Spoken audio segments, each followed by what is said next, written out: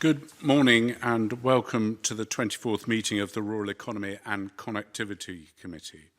The meeting will be conducted in hybrid format with three members, John Finney, Emma Harper and Stuart Stevenson, and our witnesses participating remotely.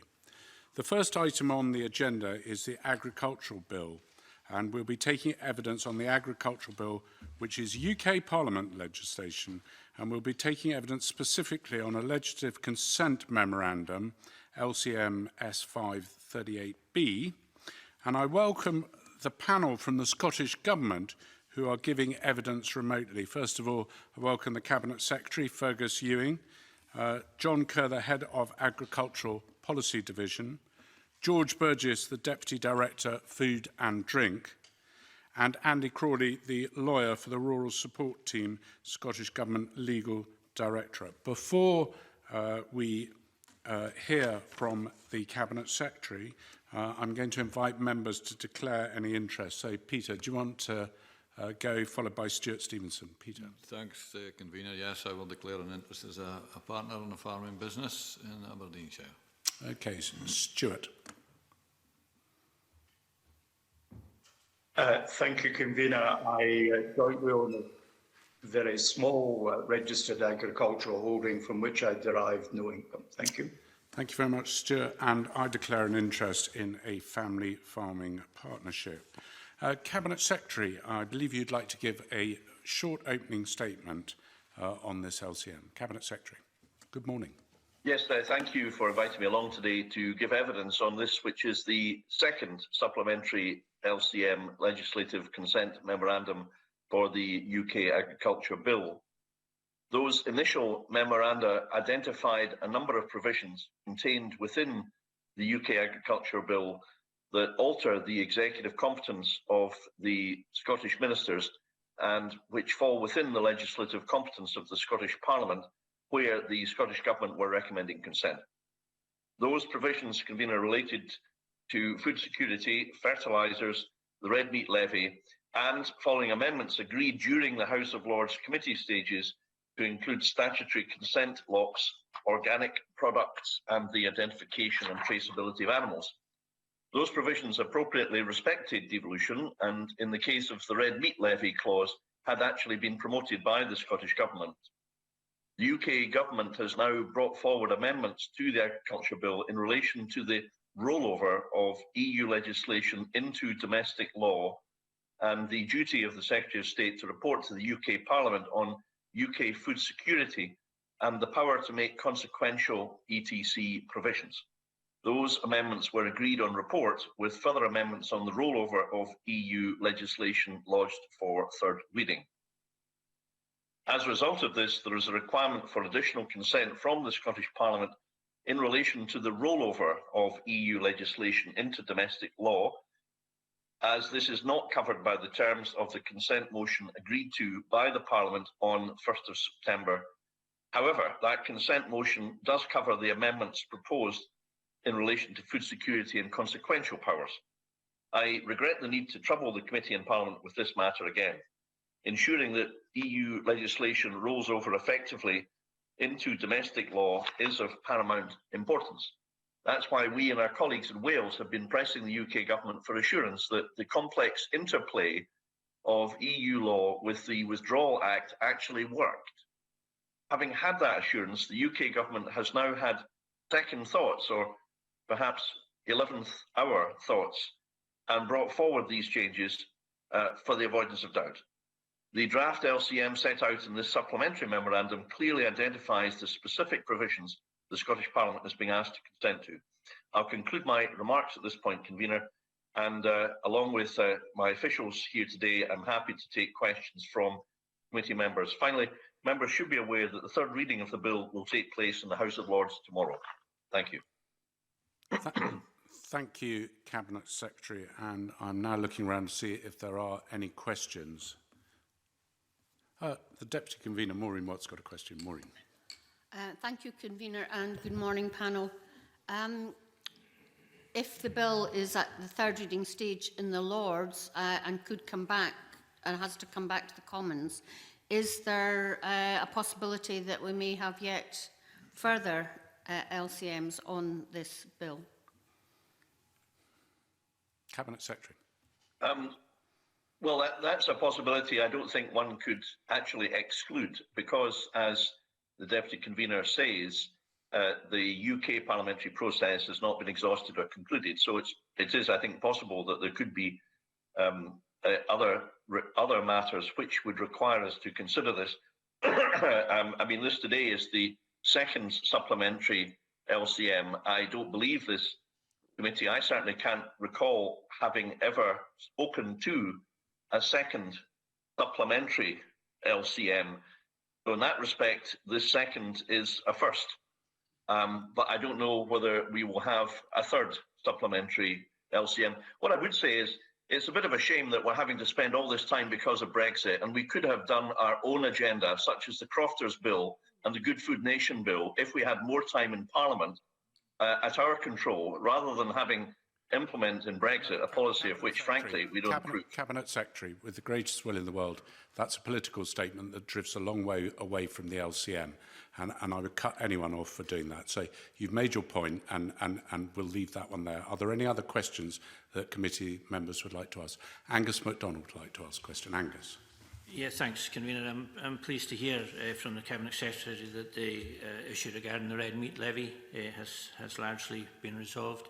The Cabinet Secretary and other members who were here in the previous session will recall the stushy, for want of a better word, regarding the retention of the red meat levy, which was extremely unfair. And there was consensus across the chamber in this Parliament that Scotland's share of the red meat levy should be repatriated. I'm just wondering if there's any chance of it being backdated. Cabinet Secretary, are you going to backdate it? It's not, as far as I understand it, Convener, it's not within the powers that would be conferred by the Agricultural Bill to do that. Were it within the powers, of course, we would want to have it applied to the past, because this is a wrong that's been going on for several years. I mean, it should be backdated. At the end of the day, we reached a compromise with the UK government, and it's absolutely essential that there shouldn't be further delay in implementing the repatriation of the red meat levy. And I can assure Mr MacDonald and fellow members that this is a matter upon which we are continuing to press George Eustace and Victoria Prentice and UK ministers, because, you know, if this is a stushy, it's a seven-figure stushy. We're talking about millions of pounds that should have been used already in years past to promote high-quality Scotch meat, and hasn't been available. Despite the fact that everyone recognises that this is unfair to Scotland and Scotland's farming community. So we're working with the UK government, and we will hold them to the fire to implement this clause as quickly as possible and without any backsliding. Thank you, Cabinet Secretary. Emma Harper wants to come in very briefly, and then Cabinet Secretary, one of your colleagues, George Burgess, wants to add something. So I'll bring Emma in very briefly, Emma, and then go to George. Thanks, Convener. It is brief because I think the Cabinet Secretary just responded. I was curious about how much we were talking about, and he's referred to millions, so it might be a very short answer again. Okay, I am going to go to George and then come back to you, Cabinet Secretary, if I may, just for the sequence. George, you wanted to add something. Okay, thank you very much, Convener. Very briefly, on the bill, our priority at this stage is to work implementation of the red meat levy provisions in the bill, which we hope will come into force for the 1st of April, for the start of the new financial year. Not only are we holding the UK government's feet to the fire, we're actually holding the poker in that we have taken the lead in developing the scheme that will be required under the bill to make this work. So we are leading on that piece of work. The scheme will not be retrospective. However, for the last, I think, 2 years, we've had in place a ring-fenced fund with EHDB and HCC in Wales, which means that at least a sum of money is held for the benefit of producers and processors across the 4 administrations. And to respond to Ms Harper's question, the sum is considerable. It depends on the precise flows of livestock in any given year, but at least 1 million a year. Thank you. Cabinet Secretary, do you feel that George has answered the question sufficiently for you? If so, are you happy with George's answer, Cabinet Secretary? I'm always happy with George Burgess's answer, and this occasion is no exception. And I'm delighted to hear that there's a new precedent of my officials wielding pokers, because that can only result in even more prompt action.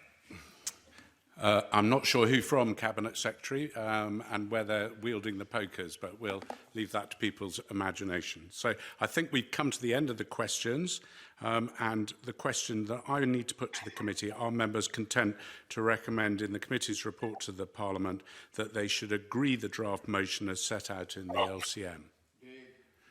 We are agreed. That completes our consideration of the LCM. I'd like to thank you, Cabinet Secretary, and your team for participating this morning. And I'd like to now move straight on to agenda item 2, which is on financial scrutiny. The committee is taking evidence on financial scrutiny with a focus on the impact of COVID-19. And we're going to hear from stakeholders today. There are a lot of questions to get through. So short questions, short answers is something that I always promote. And before we do, I'm just going to I don't know if I need to declare interests again, because it's a new panel. If anyone feels there's any interest that they want to declare. I mean, Peter, myself and Stuart have declared an agricultural interest. I think we should just record them again. So I'm just going to say that I have an interest in a family farming partnership in Murray. Peter. Likewise, Convener, interest in a family partnership in Aberdeenshire. And Stuart. Thank you, Convener. I jointly own a very small registered agricultural holding from which I derive no income. Thank you. And I'm not seeing any other members wanting to say anything. So at the outset, I'm going to welcome Stephen Thompson, the Senior Agricultural Economist and Policy Advisor for the Scotland's Rural College, Professor Ian Doherty, Dean of the Institute of Advanced Studies at the University of Stirling, Professor Russell Griggs, the Chair of the South of Scotland Enterprise, and Charlotte Wright, the Chief Executive of Highlands and Islands Enterprise, and Hazel Curtis, the Director of Corporate Relations of Seafish. Now, we're going to move to questions. If I could just say to panel members, just please do keep an eye on me, if you can, on the bottom of the screen, because if I feel you're going off in a direction which may take us away from the question, and I need to shorten your answers, I will indicate to you by doing that.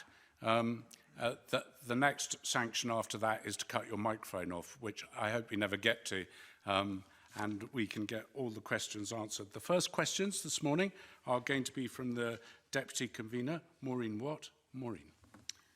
Thank you, Convener, and good morning, panel.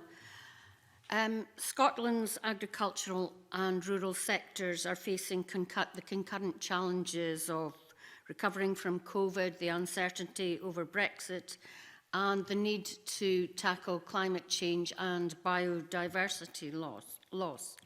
So, do you think that the rural economy or the rural economy budget is currently aligned to meet these challenges? And if not, how do you think it should be reallocated?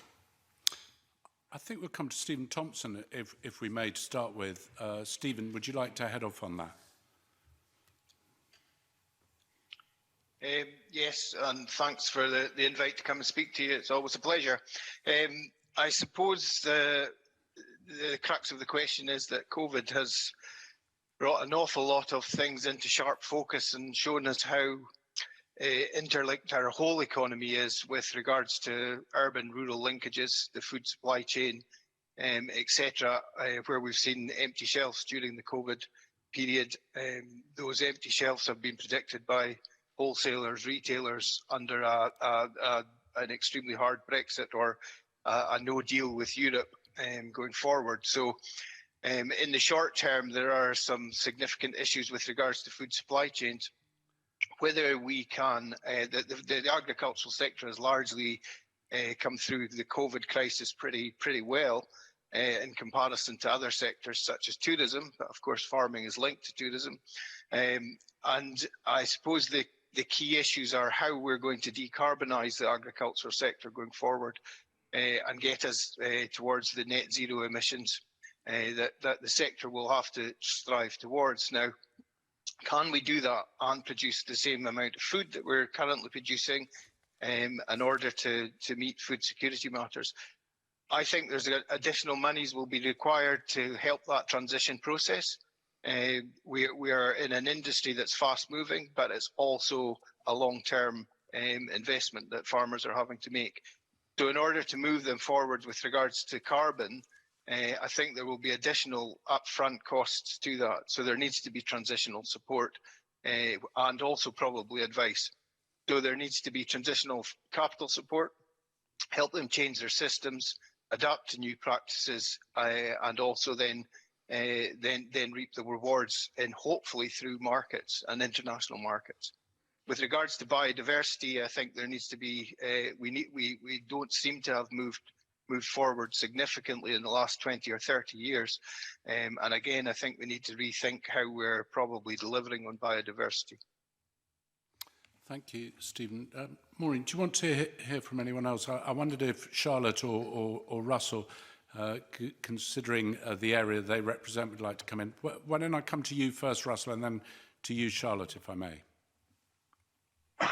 Okay, thank you, convener, and good morning, and thank you for inviting me today. It was a pleasure, as I was saying, to be here.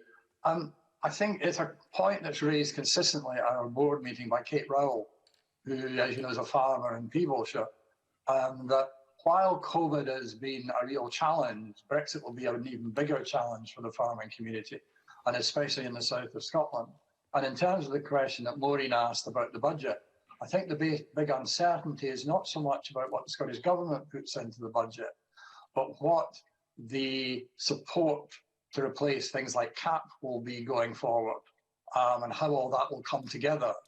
And the understanding is that we just quite clearly outlined of how we move away from perhaps a more farm per farm funding to one that's dependent on environmental consequences, etc. So I think our view is that Brexit is a big challenge, and we can see a lot of farmers wanting to come to us for business advice because the uncertainty is they don't know where next year's revenue is coming from. So it's not just about the Scottish budget, it's about the budget that they currently get as part of the European settlement. Thank you, Russell. Charlotte, do you want to add anything on that? Yes, and thanks. And perhaps on a broader note, I think one of the key issues we've seen relating both to COVID and I guess the decarbonisation transition and the Brexit comments that Russell has just made is actually the factors about resilience and building resilience within local economies and communities. I certainly echo that point about the interdependentness, particularly through the primary and other sectors coming out during this current challenge. It's excellent to see actually that in a number of areas across the Highlands and Islands, the response has been about developing local food groups and a move for more local use of produce within the tourism and other sectors. And this is something we would really hope to build on. And just to build on Russell's point about EU funding, the area we're particularly interested in is actually the future funding overall. There's the Shared Prosperity Fund, which we're really keen to see as something that can be deployed with governance on a regional basis to deal with our regional needs and opportunities for the future. Okay, thank you. Just before I come back to Maureen, could I just say to witnesses, if you want to come in, just push R in the chat room, and then I know that you're wanting to come in and I can bring you in. Of course, the danger is if no one pushes R, it will be the last person that looks away who will get asked to come in. So there's the danger. So, Maureen, I think you have further questions. Thank you, convener. I'm tempted to ask Russell what band he plays in, but I won't. We're always talking about needing more money, but obviously we're not going to see much more money at all. So are there areas where less money can be spent in order to free up money to build in the resilience and the profitability and encouraging the innovation that we've been talking about? And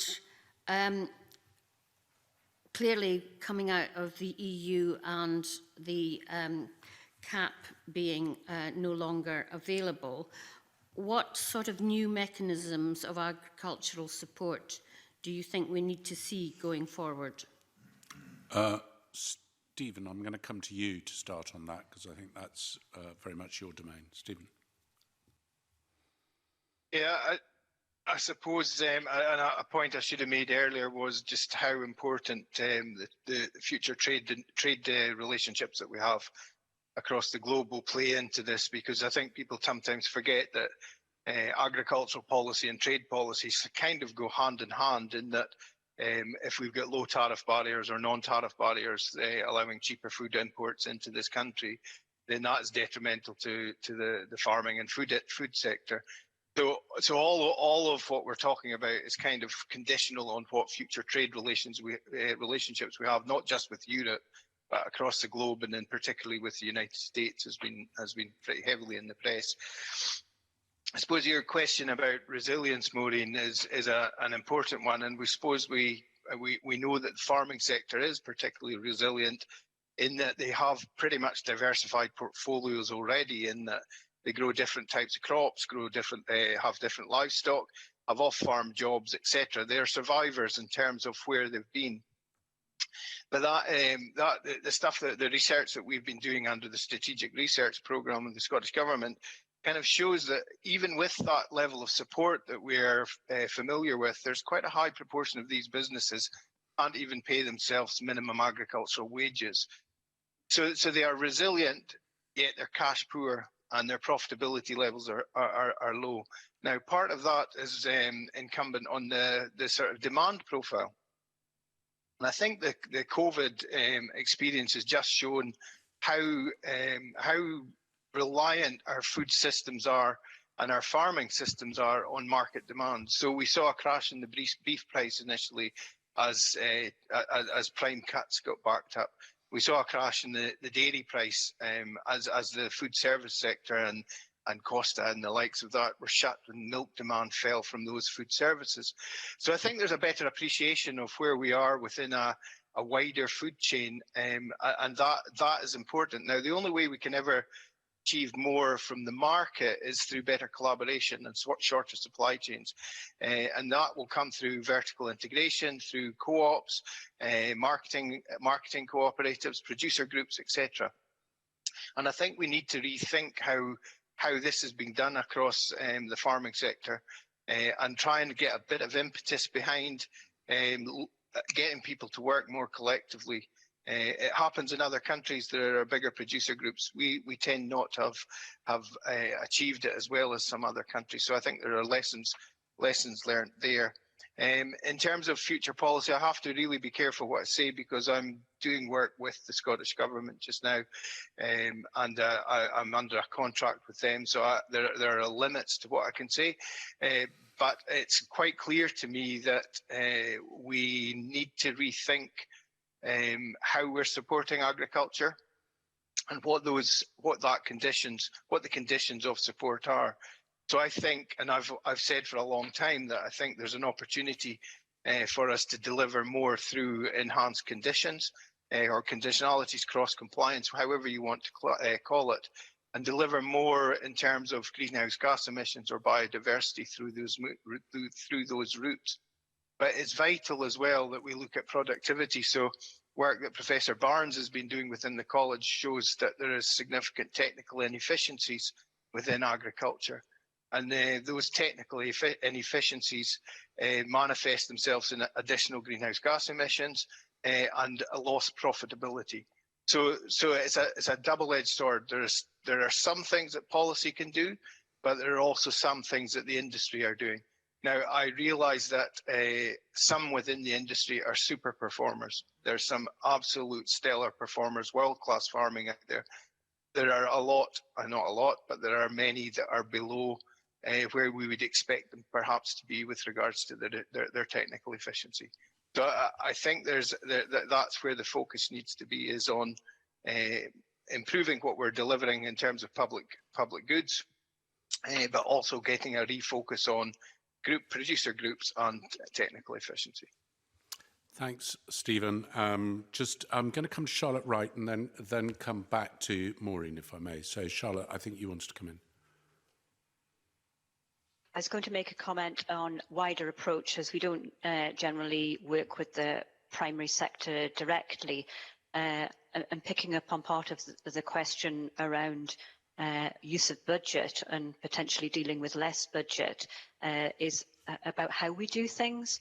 And certainly what we found over this recent time, that use of digital, as we're doing this morning, is a way of being able to extend our reach, to be able to deal with more clients, businesses and communities through a lighter touch digital method. And some of the comments I was going to make, I think, has just been said around us providing support for innovation, for tech, and for improving productivity and efficiency. Thanks, Charlotte. Maureen, have you? Yeah, thank you, Convener. Charlotte, what you just said was a bit worrying to me, that you don't normally deal with the primary sector. The primary sector not only produce food, but the profit, if you like, is in the value added. So, for example, lots of people are moving away from cow's milk to other forms of milk. Oat milk is one of them. We produce lots of oats. You know, is there any production in the Highlands and Islands or anything, Russell, in your area, where you think it requires organisations like the enterprise boards to be able to facilitate farmers coming together or producers coming together to make more of their primary product? I'm going to go to Charlotte first, followed by you, Russell. So, Charlotte, do you want to just push on that? Yeah, no, absolutely. And where we do come in is absolutely at that added value stage. So the food sector is extremely important in the Highlands and Islands. So our role is to provide that support in terms of the added value. And there is an element where we do directly support people working in the primary sector, for example, with the leadership, rural leaders support that we give also.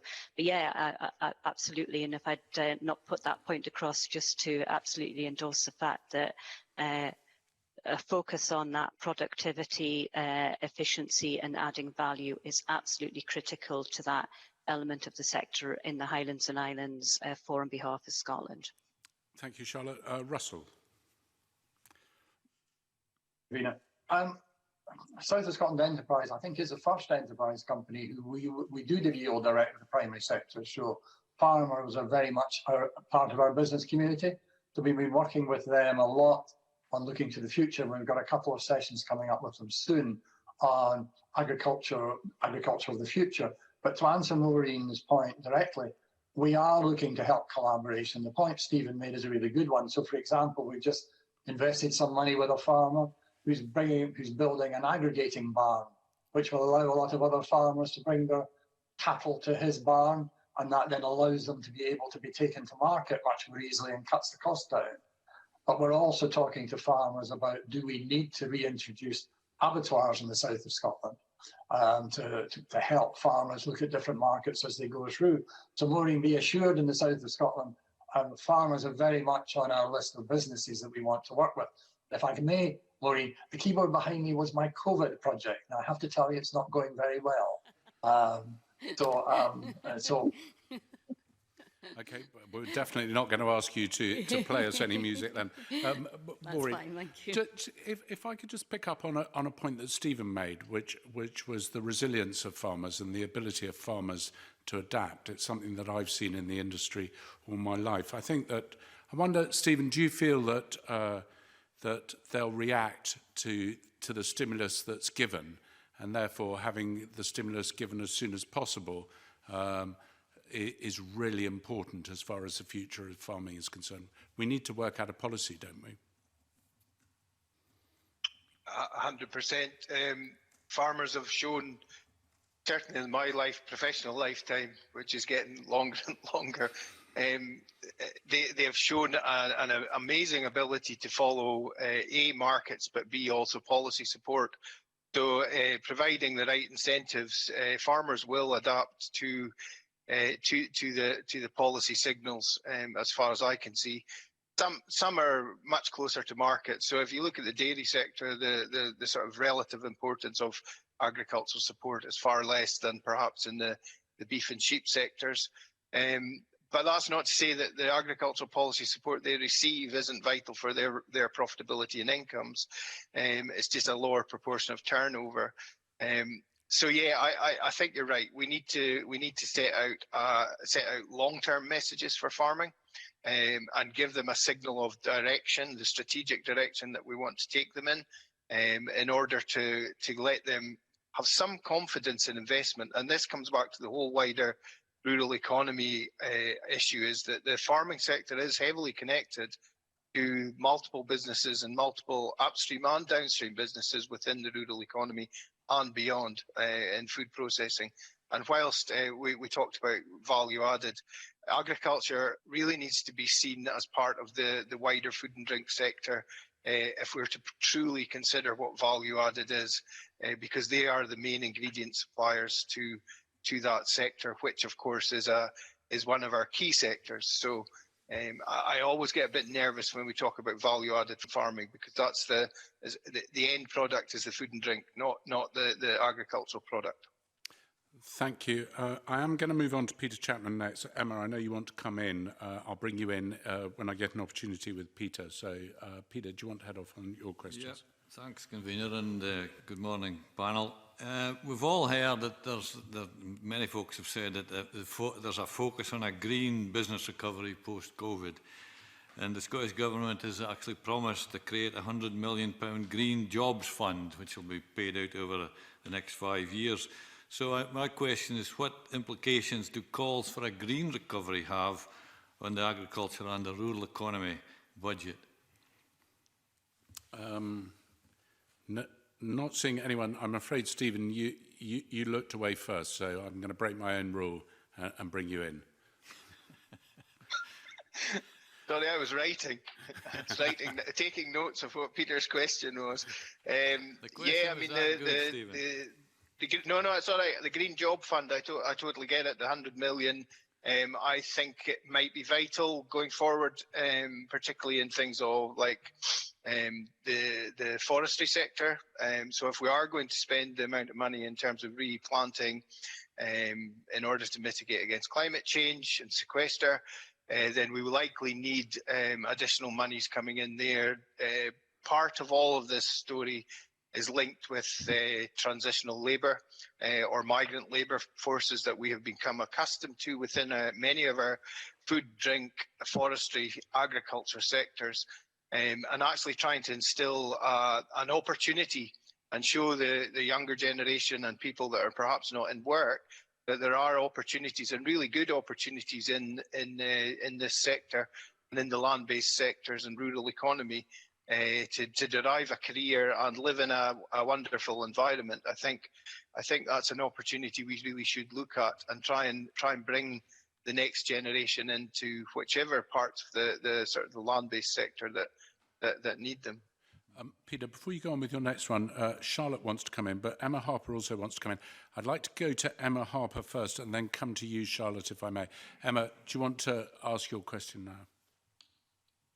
Yep, thanks, Convener. It's really a supplementary based on the Deputy Convener's question about oat milk. And I know that in the southwest of Scotland, we've got 48% of Scotland's dairy farms.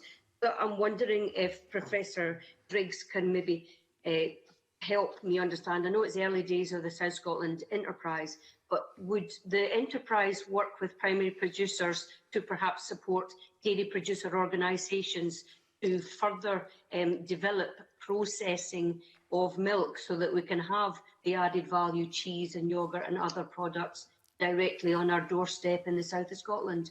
Russell, I'm coming to you. I'm not sure, are we able to call it oat milk?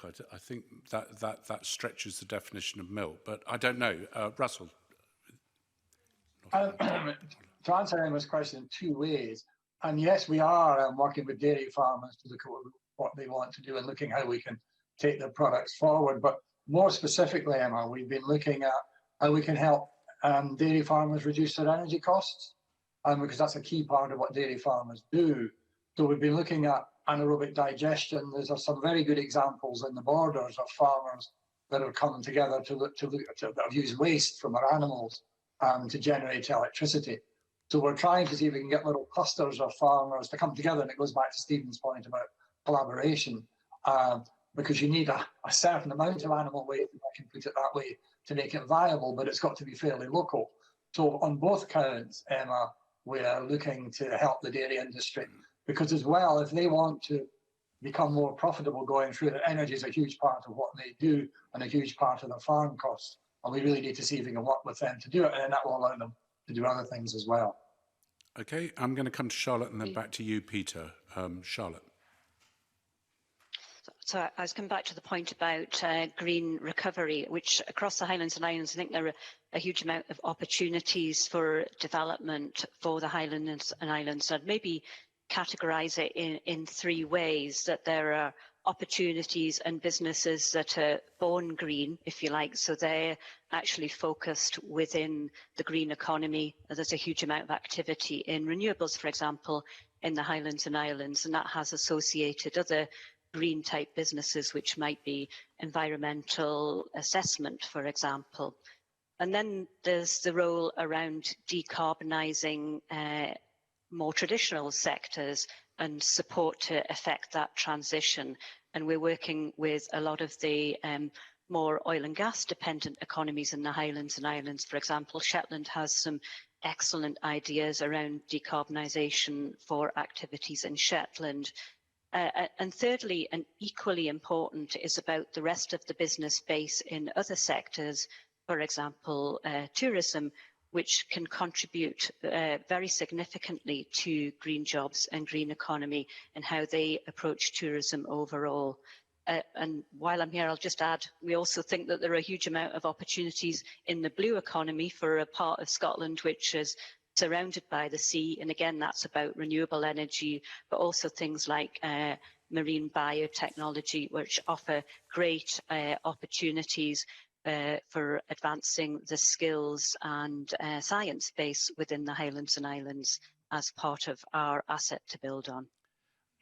And Charlotte, we'll come to the blue economy in a minute. I'm going to come back to Peter, and then probably Stephen will be able to come in, and even Russell after that. So, Peter. Well, I was keen to get Russell's take on the, as Stephen mentioned, a big part of the green recovery as far as agriculture is concerned is going to be increased tree planting and a focus on more trees. And I'm up for that. But I do realise that in parts of the Borders, for instance, there is a feeling that there's enough trees already and that there's a big conflict between farming and forestry, in particular in your area, Russell. And I wonder how you're going to tackle that one in your part of the world. Okay. Russell, off you go. Stephen, we'll come to you in a minute. I guess I'll come back to the other point I was going to make about greening in a minute, but if I can answer your question specifically, we've been looking at this for some time now, and part of the conflict is mainly with tenant farmers who don't see them getting anything out of forestry because it's 30 years ahead. So we're looking if we can work and become actually a forestry investor ourselves, which we might allow us to pay to a tenant farmer, for example, some of the benefit up front. So it's about looking at what the blockages currently are with the farming community about being anti-forestry, if you want to put it that way, which if you find they're not really anti-trees, it's just the way they get their return from it. So we are looking at, can we help tenant farmers who might have land that can be used for forestry get the return earlier, because that's what puts a lot of them off, because by the time they would get the return from the trees, it's away in the future and they might no longer be the tenant. And if I can just quickly say something on the green recovery, one of the things we have to remember if we do this on the ground, and we've got Jeremy Sainsbury, a member of our board, off working with National Grid, etc. on this, is we're going to have to dig up large parts of rural Scotland to put in better electric cabling, because we don't have the KVA and the cables to allow air source heat pumps or indeed electric vehicles to be charged. So there is, in terms of budgetary, a big look to the future about if we really want to become green, we're going to have to do an awful lot with the electrical infrastructure in Scotland, never mind all the other infrastructure. Peter, do you want to? No, I'll move on then. I've always liked to be positive. I think I'm a fairly positive kind of outlook most times. But so that, I mean, my second question: are there any positive outcomes from the COVID-19 crisis in the agriculture and food sectors? And if you can identify what positives there are, and how can the budget help to lock in these changes so that they become changes that they carry on into the future? Stephen, that's definitely you. As ever. I suppose the sector did react very quickly in terms of the responding to local markets. Now, part of that would have been a need or an opportunity has been seen, but also probably trying to help people out. The whole issue of local food remains a thing that we need to look closer at, but it always comes back to cost. And while some of us and some people are able to afford higher value local food, which is, by its very nature, it quite often is more costly, many other people can't. And how we get around that affordability issue is vital to the success of these more localized food hubs, getting them into convenience stores, etc., rather than it being seen as a niche product or a product that only the wealthy can afford. And that is partially through messaging. Not all cuts of beef, etc., are high cost. And getting a better understanding of the environment in which things come from, the local environment. And I think the COVID thing really connected or has helped reconnect urban people to rural areas in terms of their understanding and value of getting out of the city. And actually taking some of the positives of that and actually those the sort of marketing opportunity that now exists to build on the back of that. On the green recovery thing, and I suppose I'm just nipping away from Peter's question if I can, just for 2 seconds. I noticed yesterday there was first hydrogen train was trialled in UK, so hydrogen will be an opportunity going forward. And the key on these new markets or added value, I think a lot of us, and this comes back to this question of local food, is creating the demand. So whilst we can add value, we still need to actually create markets and penetrate market penetration. And that's the perfect moment, I think, I've been waiting for, to bring Hazel in on some of the comments you want to make on this subject. Hazel. Thank you, convener, and thank you for having me along this. I wanted to just answer to Peter's question. And pretty much along the same lines as Stephen mentioned, that in the seafood sector, a benefit of the COVID situation has been the re-emergence of local supply chains and the reconnecting people to local supplies of fantastic healthy food, and the opportunity to take cost out of the supply chain so that people in Scotland can access the top quality seafood that's landed here. And to comment on the power of the comms and marketing done by some small emerging businesses taking advantage of that reinvigorated connection that so many people have had with their local supply chain. So really, yeah, just emphasizing that has been true in the seafood sector as well as the agriculture. Thank you, Hazel. Russell, you want to come in, and then I'll go back to Peter if you've got another question. Yes, it was just to say that Emma Harper and I spent an interesting 3 hours about 4 weeks ago at the reopening of the farmers market in Dumfries, and we spoke there to a whole host of small food and drink businesses, and the message we got from them was all the same, which was interesting, which is yes, COVID had been very bruising and they felt hurt by it, I suppose, But what it would allow them to do while they were there is to find new ways to get to their customers.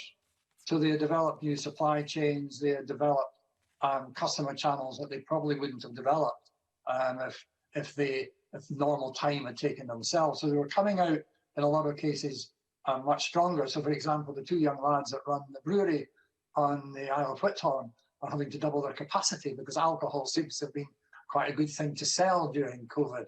But there was a positive message that came from them around, yes, it's been difficult, but it's really focused our minds on how we need to develop our businesses. And that was something we came as we went forward. Thank you, Russell. Back to you, Peter. Finally, Convener, turning to the Brexit panel, are there unanswered budget-related questions that need to be addressed before the implementation period? And as we all know, that is approaching fairly rapidly. So who'd like to head off on that? Stephen, budget questions?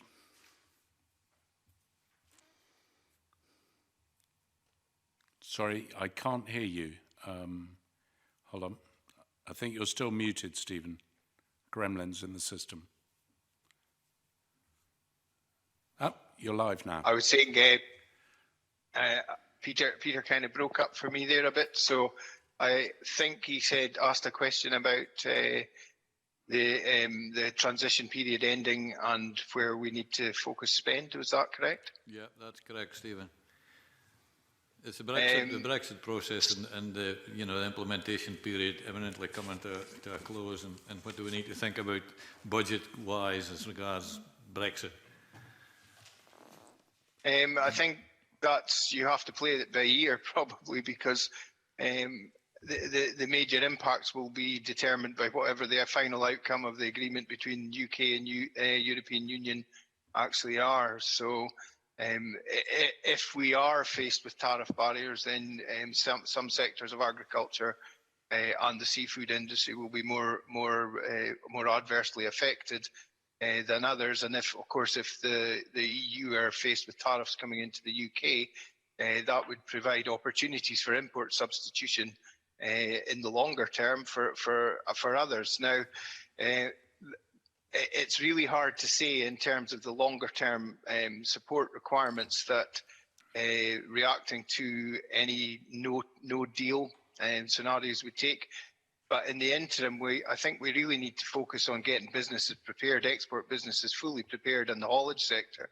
The fact that you're going to have permits going into Kent really hammer home just how concerned people are about actually border control and in the first few months. And I suppose the EU have been explicit in saying that they're not going to be slack from day one. Whereas the UK government have already ceded that they will have a transition in the first 6 months in terms of how they are implementing things. So there are risks within the system, and I think we really need to start focusing and making sure businesses are fully up to speed.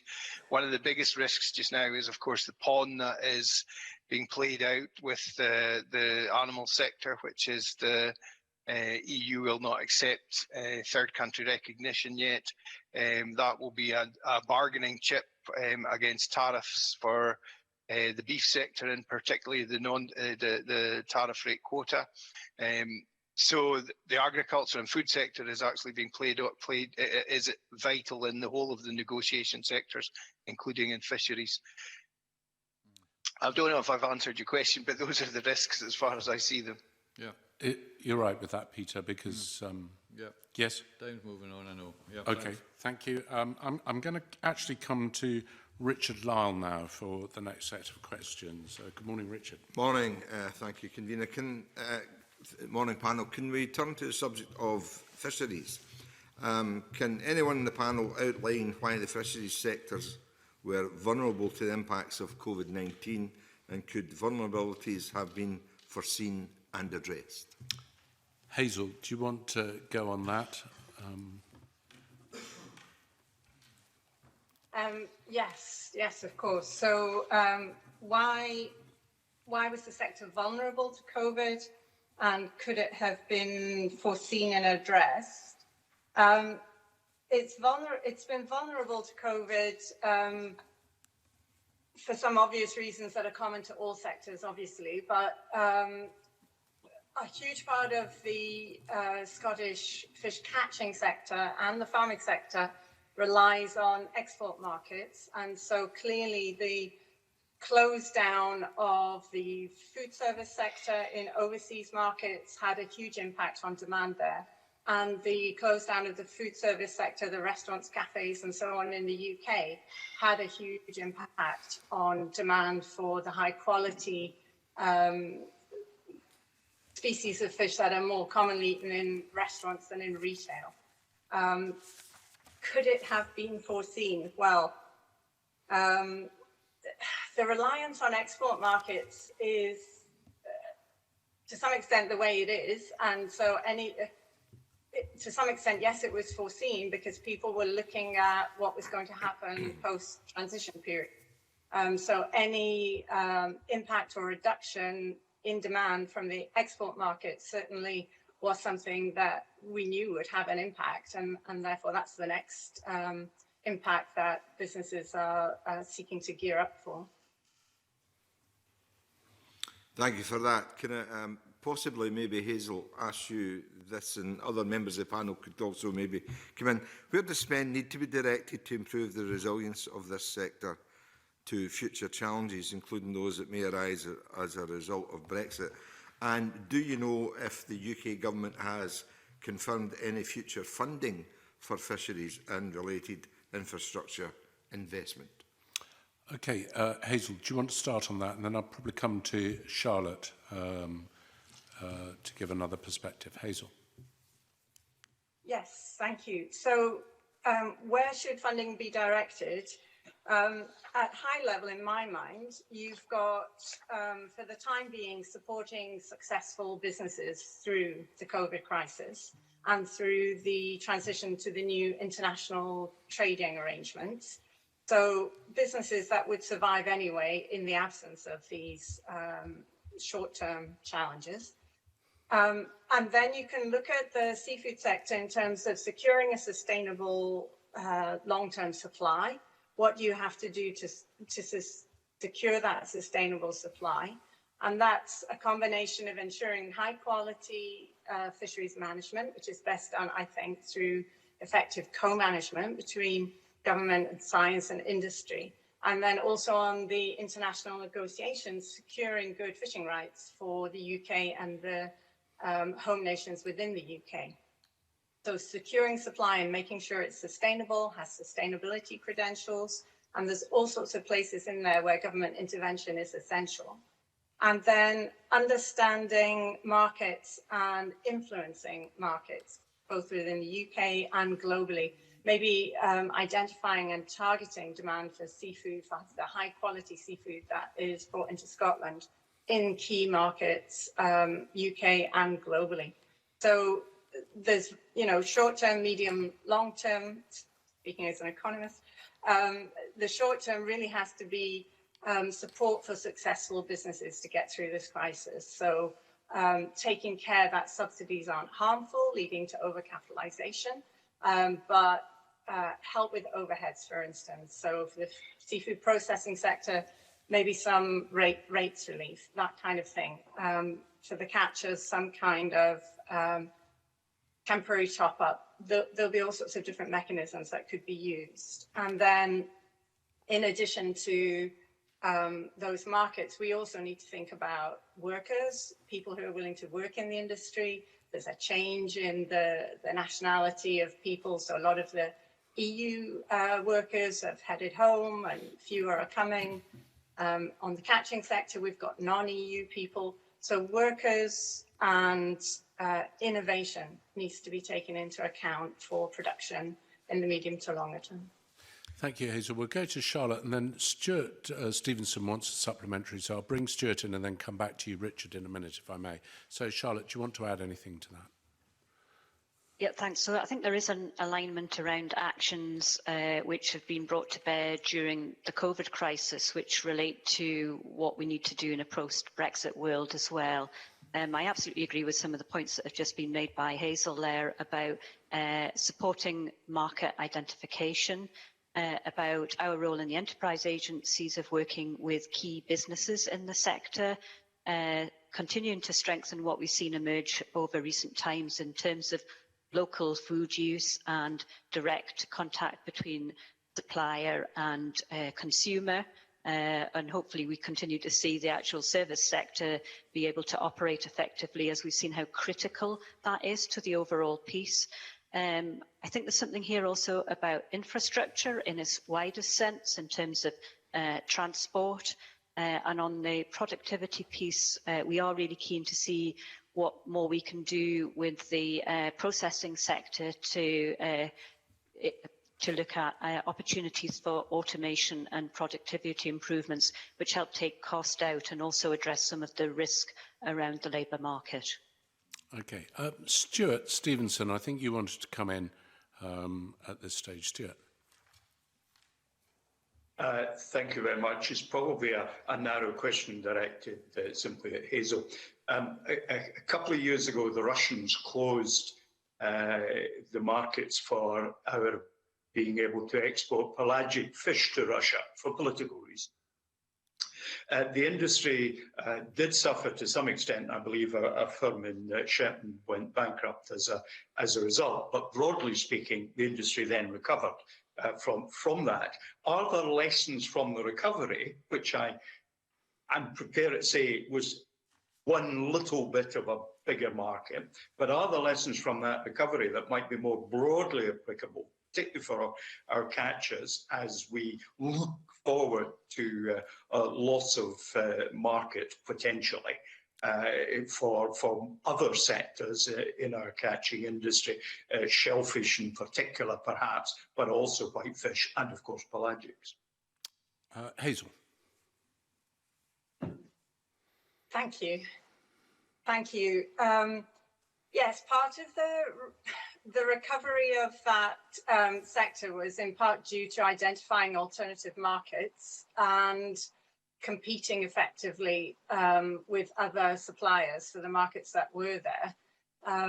Clearly, people in the catching sector and the seafood processing sector in Scotland have got their eye on what they're going to do. Unfortunately, it's been said, and it's kind of true, that the COVID situation and the huge sudden reduction in the ability to export has been something of a brutal rehearsal for what might be faced in the short term after the end of the transition period.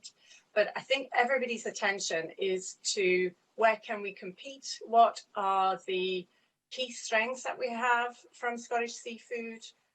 Where can we drive market demand? Who can help us do that? How can we get export webinars and so on, now that we can't all traipse around in person to seafood shows in Barcelona? How can we identify and make the most of those markets? So for sure lessons to be learned.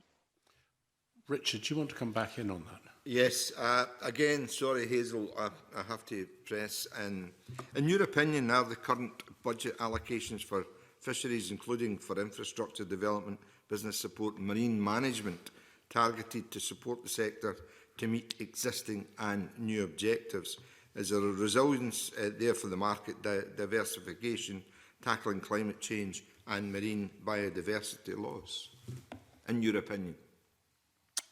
Okay, so I'll come to you, Hazel, and then Stephen, I think you'd wanted to come in on this subject. So Hazel, if you head off, and then Stephen. Yes, of course.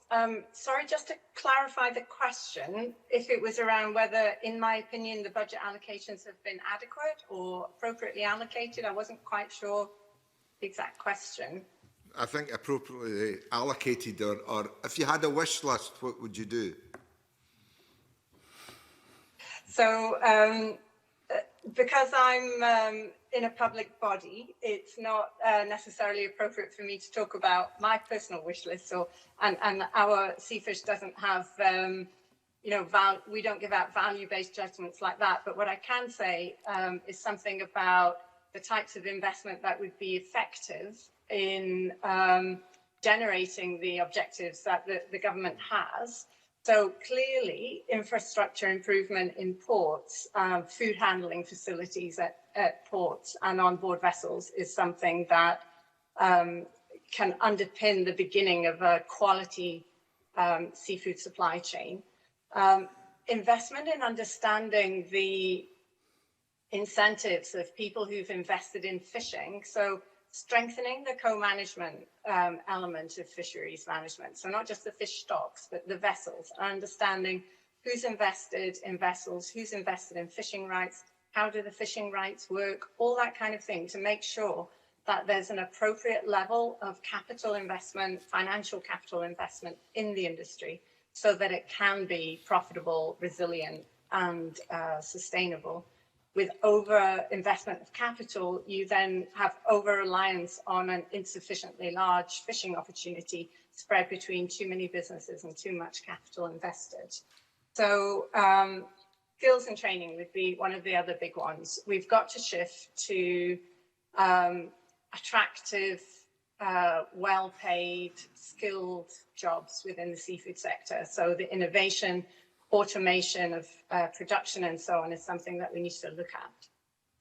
Thank you, Hazel. And Stephen, I'm going to come to you, but I don't want your whole wish list if you're answering this question. So, Stephen.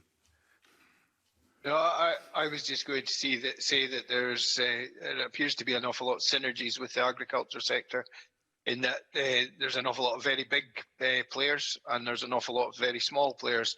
And I did note that the Scottish Government had increased the quota allocation to the small boats this year to try and help them through the COVID crisis. The key to me is that the hospitality sector is shut, which means the high-end value market is not going to recover. International tourism ain't going to recover in the very short period. So there's a gaping hole here for a market, and we need to try and stimulate more of a seafood culture within the UK, I think. Thank you, Stephen. I think I'm going to go on to Angus's questions next, Richard. I think yours are answered, so.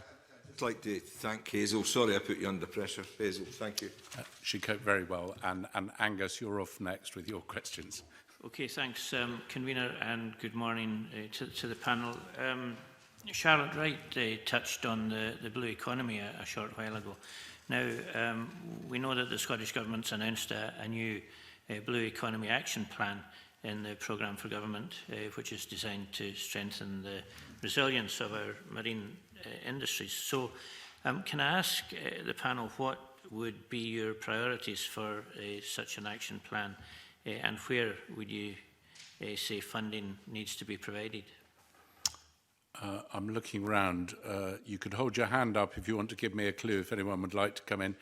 Charlotte, you're going to come in then first, followed by Hazel. Charlotte. Well, yes, I'll just come back to some of the points I was making earlier. I mean, in the Highlands and Islands, we've long seen the wider blue economy as a significant opportunity to build on our natural asset base. We actually developed a science and innovation audit led by ourselves with a consortium of 11 partners and stakeholders, which really did illustrate the islands, and that itself supports, some of which we are already investing in, but most provide further opportunities. So in terms of renewable energy, that's around wave and tidal. Highlands Islands Enterprise actually has a subsidiary company, Wave Energy Scotland, which is progressing technology investment in wave energy and making substantial progress there. We're also a big supporter of aquaculture and seeing that industry continue to grow. Marine biotech offers significant opportunities into a huge global market, and that involves seaweed, algae, and other great opportunities. I'd mention as well more traditional sectors like coastal and marine tourism. I'll perhaps leave others to cover areas such as fishery.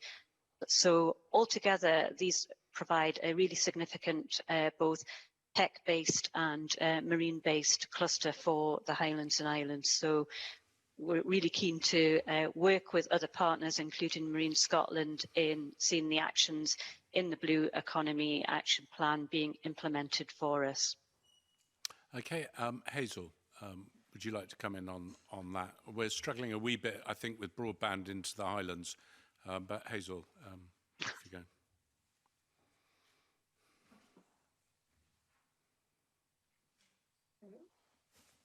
Okay, sorry, I'm just going to manually put my microphone on there. Yeah, I'm just through the other side of Edinburgh, so I'm hopefully better connected. For the Blue Economy Action Plan, on the seafood element of that, I think there's an amazing opportunity to recognise some of the true value that the seafood sector can bring to the Scottish economy. And if you talk about natural capital, human capital, social capital, and financial and physical capital there, seafood can contribute to all of them. And so for me, it's about seeing those connections. And I've already alluded to the fact of securing a sustainable supply, making sure that you've got something that will last, that is marketable. So all the work that has to be done to bring the right people together in the right formats to get that genuine collaboration and acceptance of what's required for a successful fishing fleet, and tackling inappropriate or overcapitalization in the fleet would be part of it. But enabling and uplifting and helping people seize the opportunities on the marketing front, and again, supporting with labour. So all of that, bringing all of that together would help. If you can secure the natural capital with the fish stocks and the capability for aquaculture, the human and social can follow. And certainly, you know, in economic terms, fishing is, in monetary terms, fishing and seafood processing are not hugely valuable if you look just at the money and the finances. But in terms of the social capital, the national heritage and culture, it's so much more valuable. And that's why that integrated approach to capital is crucial to making the most of seafood, I think. Okay, thank you. Angus, I'm going to come back to you, see if you've got further questions on that. Yeah, I'm just curious if Professor Griggs has any input from a South of Scotland perspective. Russell. Yes, I do. I was just going to make a quick comment on it. That, I mean, part of the thing, of course, we are focused on in the Blue Plan is to do with Brexit, because Kay and Ryan will then become a very important port in Scotland, because it will be in effect our link into Northern Ireland and into Europe, and also looking at how we can take advantage of free port status that might come out of that. So I think as we move into Brexit in the south, we will get some different types of answers coming out of that. That's all I wanted to say, Angus. Okay, thanks. I mean, it's clearly still at an early stage, but can I ask if any of you have been involved in any discussions with Marine Scotland with regard to any pilots that are planned as part of the Blue Economy Action Plan? If anyone wants to come in, hold up their hand, I can see to bring them in. Okay, doesn't look like anyone. No one, Okay. I'm afraid, Angus. Okay, if I can, I'm sure they'll be in touch. If I could move on, convener. Clearly, the fisheries sectors, including aquaculture and processing, received a large amount of emergency support as a result of COVID-19. So I'm wondering, do you think there's a need for additional support in the medium term? And if so, what form should that take? And would you say that there's a need for any future financial support to be more targeted to any particular aims or purpose? Why don't we start off with Charlotte on the aquaculture side, and then I'll come to anyone else who wants to come in. Charlotte, do you want to talk about aquaculture and sport? Yeah, so just to clarify, because of the size of the majority of the aquaculture producers, our support in the sector tends to be in the supply chain and building that strong supply chain across Scotland. And I think my answer would be that which applies to all sectors, which is ensuring that all of the businesses have their preparations in place for Brexit, but also I suppose that focus on the resilience of the business, their leadership and their ability to invest in productivity and automation and innovation, and they're the areas that we are targeting in that sector.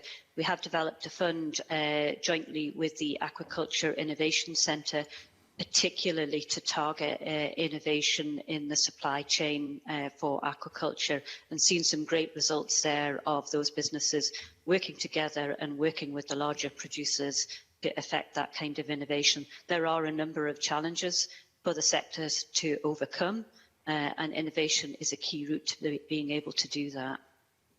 Okay, Charlotte. I think Stuart Stevenson wanted to come in, and I'll come back to you, Angus, if there's a further question. But Stuart, I think you wanted in. Thank you very much. It was just a fairly brief and narrow question for Charlotte, since she's taking the lead on the blue economy, particularly in the north of Scotland. And many of my fishing constituents are a bit worried about potential conflict between developments in traditional fishing areas that may cut them off from that. And I just wanted to narrowly ask what steps HIE are taking to ensure that we have proper discussions between fishermen. It's a really important question. And their traditional role. Hold on, we're having a bit of broadband issue here. So Charlotte, I'm going to come to you and then on to Hazel. So Charlotte, you're first. Okay, apologies. Yes, it's a really important question, and it does come down to collaboration and engagement, and whatever we and partners such as Crown Estates and others can do to affect that collaboration is absolutely important, and particularly seeing where the benefits out of investment in offshore wind can be brought to bear in the local communities. So seeing investment, for example, in skills and training and sectors which may have concerns about impact of renewable energy. But really, it does come down to making sure that all of the parties can get together, collaborate and listen and find a route to work together, as we need the fishing sector as much as we need the renewable energy sector, absolutely. Hazel, I think you wanted to come in on that, Hazel.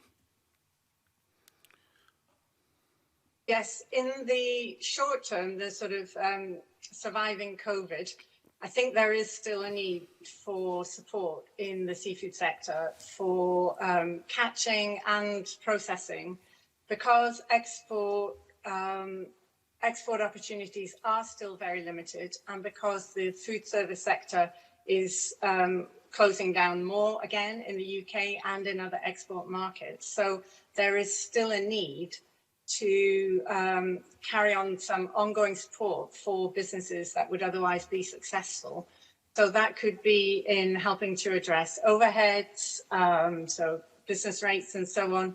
For the fish catching sector, there could be some kind of revenue support system, but something to ensure that you don't simply get all those businesses going to the wall for the sake of COVID, and then the production is lost, the capital is devalued, and other investors would simply have to come in afterwards to ensure that we had that seafood supply.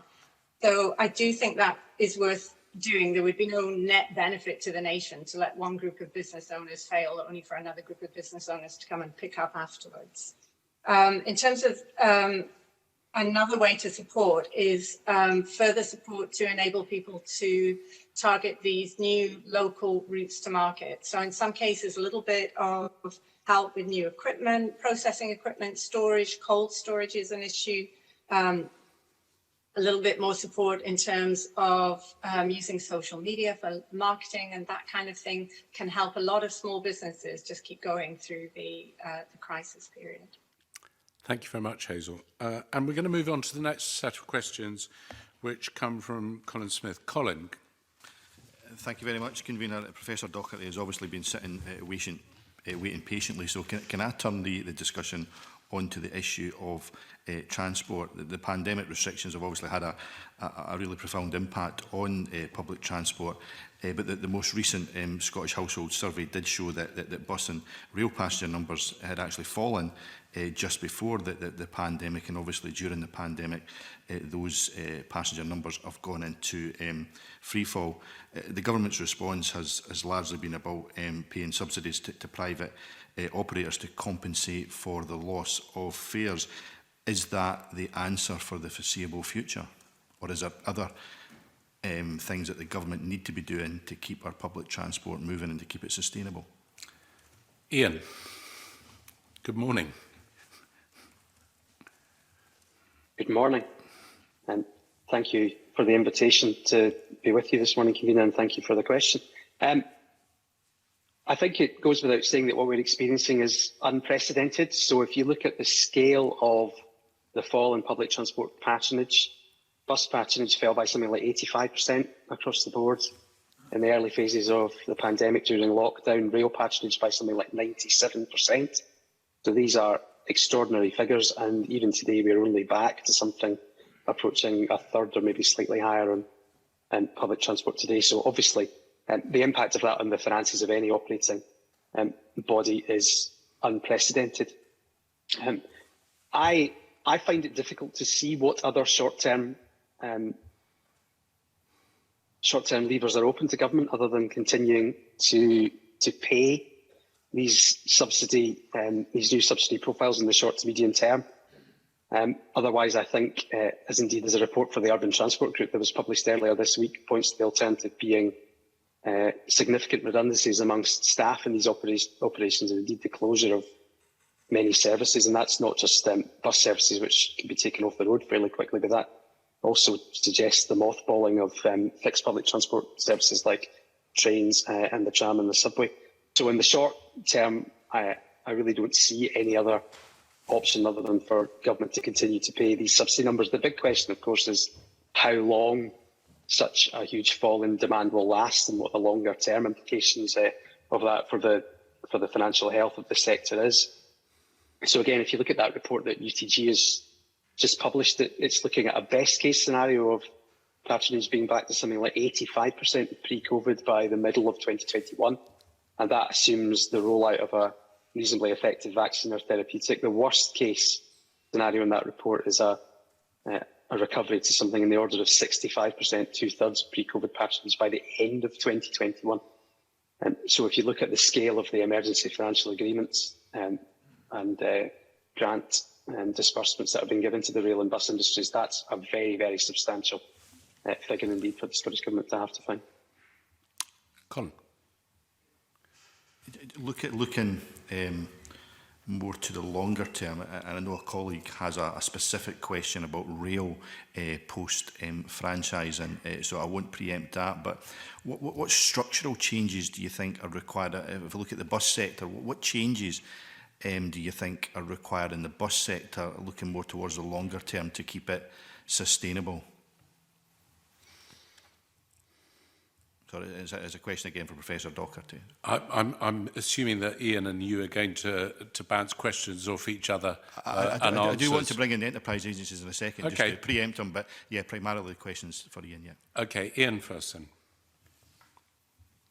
So we have some difficult choices to make here. So the other side of this coin, of course, is that car use has already returned to more than 90% of pre-COVID levels, so effectively to normal. And if the overall financial support requirement for public transport is going to be elevated by that kind of scale for the medium term, I think we really have to start to ask ourselves about how we're going to pay for that, and also what the relationship with the levels of car traffic that we have in the network are. So for the bus sector in particular, it will continue to require more financial support because of the loss of demand, as I've just talked about, and also, of course, in the short term, and as long as physical distancing restrictions remain at stops and on vehicles, the actual capacity of the network is severely limited in any case, probably to about, well, certainly less than half of pre-COVID levels. So on one side, there's the revenue support we need, but on the other side, there's the issue of how does the car traffic which is on the network affect operations? Now, if you were to look at bus and indeed rail punctuality, but bus punctuality and service levels during the lockdown period, they improved immeasurably, and part of that, of course, was simply because there was less car traffic around, and that made operations in the bus sector much more efficient, and meant they could the operators could run the service pattern they wished with fewer vehicles effectively. So we've had a great empirical experiment in real time about the impacts of congestion on the reliable operation of the bus service. So if you look at the transport sector as a whole, I think what you've seen so far is that COVID has acted as an accelerant of trends that were already in place, but we'd expect it to play out over 5, 10, 15 years, but in many cases are now playing out over 5, 10 or 15 months. So we've got this really sharp relief now, I think, about the relationship between the subsidy requirement for public transport operations, whoever owns it, because actually the operating margin from ownership is quite a small part of this equation, versus the impact of normal car traffic, given the collapse in demand for travel by other motorised modes. Thank you. Colin, Russell has indicated you'd like to come in, so is this the moment? Certainly to bring the enterprise agencies in. I mean, in rural areas, public transport was already in a pretty precarious position, and I know that the South Scotland Enterprise Agency's predecessor did quite a bit of work around transport, identified the need for an integrated public transport system to break down economic barriers in the south of Scotland. So the question to enterprise agencies is, what does that mean in practical terms for rural areas, and what role do the agencies have in order to break down these transport barriers? So we go to Russell and then to Charlotte. Russell. Okay, thanks. Colin, as you know, that you're quite right. Just before the agency was formed, the piece of work we did in speaking to businesses across the whole of the south of Scotland to say if there was one thing you could have, including millions of pounds in government, what is it you'd want? And the majority came back to say an integrated public transport system would be the best thing we could have. And it's not just about their employees, it's about getting young people to college, it's about all sorts of things. So we've not stopped that. We're still looking at how we do that. And part of the Convention of the South of Scotland took place, the second meeting on Monday, was talking with the local authorities about how we start that piece of work. And that will form a key part of the regional economic strategy, which will be prepared over the next 6 months. So while COVID has kind of changed the premise in which we are doing that now, it shouldn't deflect us from what we want to do in the future, which is to create an integrated public transport system that allows our young people to learn where they want to go and learn, that allows our employees to get to work on time and to let businesses to do that. So, Colin, nothing has changed. And in fact, if anything, it's invigorated us not to let COVID divert us from what it is we want to do in that area. Okay, and Charlotte.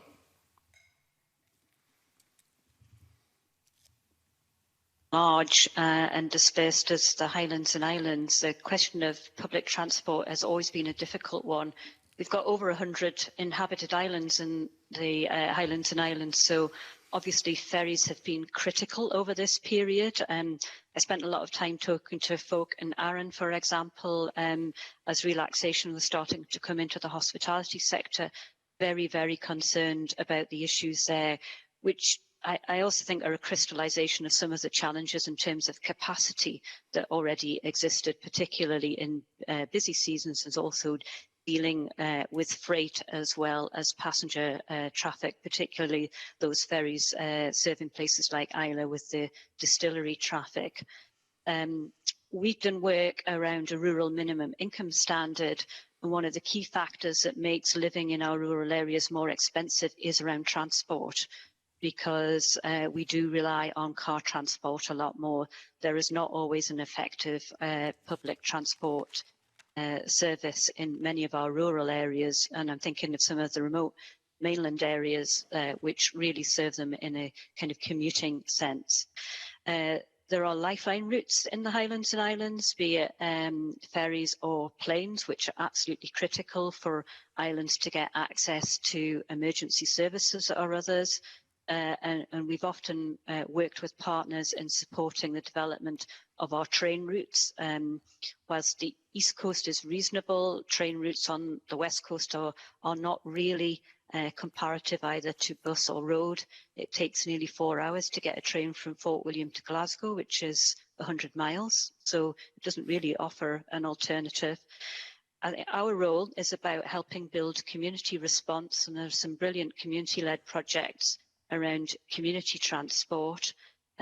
Also about providing the economic argument for some of those transport challenges that I've highlighted. And also looking at where innovation can come in. So working with the European Marine Energy Centre in Orkney is a good example, where a lot of work has been done around hydrogen and the role that hydrogen can potentially play in transport, both bus and hopefully ferries for the future. So it is always, and whenever I go to a public meeting in the Highlands and Islands, I can guess that housing and transport are going to be top of the list of things that people want to talk about for those reasons. Thank you, Charlotte. Colin, are there further questions? That's fine. Okay. Just before we move on, just a question for Ian. One of the questions that Colin asked was whether it was appropriate where the support was going to the industry. My understanding is a lot of the rolling stock is actually rented, and a lot of buses are actually financed. So on the basis that despite the fact they're not being used, somebody's still got to pay for them. Is that a real concern, or have I misunderstood the importance of support to help finance the actual machines that we need to move about? Ian? That's a very good question, and the detail of those contracts and how the insurance arrangements for them in such extreme circumstances as we're experiencing at present is something I have no knowledge of. So perhaps that might be a question to address to the operating companies directly, to ask whether there is any scope to reduce their cost exposure. And just on that, of course, one of the sort of second order or longer term impacts from this is that we might reasonably expect the peakiness of demand on public transport, particularly the rail network, not to recover to the extent that it was evident before the pandemic for several years, if ever. And so we've created a fixed public transport system that's been about delivering ever greater numbers of passengers into a small number of destinations for peak times. And it may well be the case that we don't have that kind of objective in future. And so if that is true, then that does, of course, have very substantive impacts for our assumptions about all kinds of investment, both in rolling stock, but also in infrastructure in future. I seem to remember somewhere, sorry, Ian, just before we leave this, that somewhere somebody said that about a third of the cost for running railways in Scotland came down to the cost of renting rolling stock. So, I mean, it is quite a big area. And also, I'm very conscious of bus construction firms struggling for the future. If we don't have this rolling stock and we don't have the machines coming online, we're really going to struggle. So, I mean, who has that sort of information which would be useful to the committee?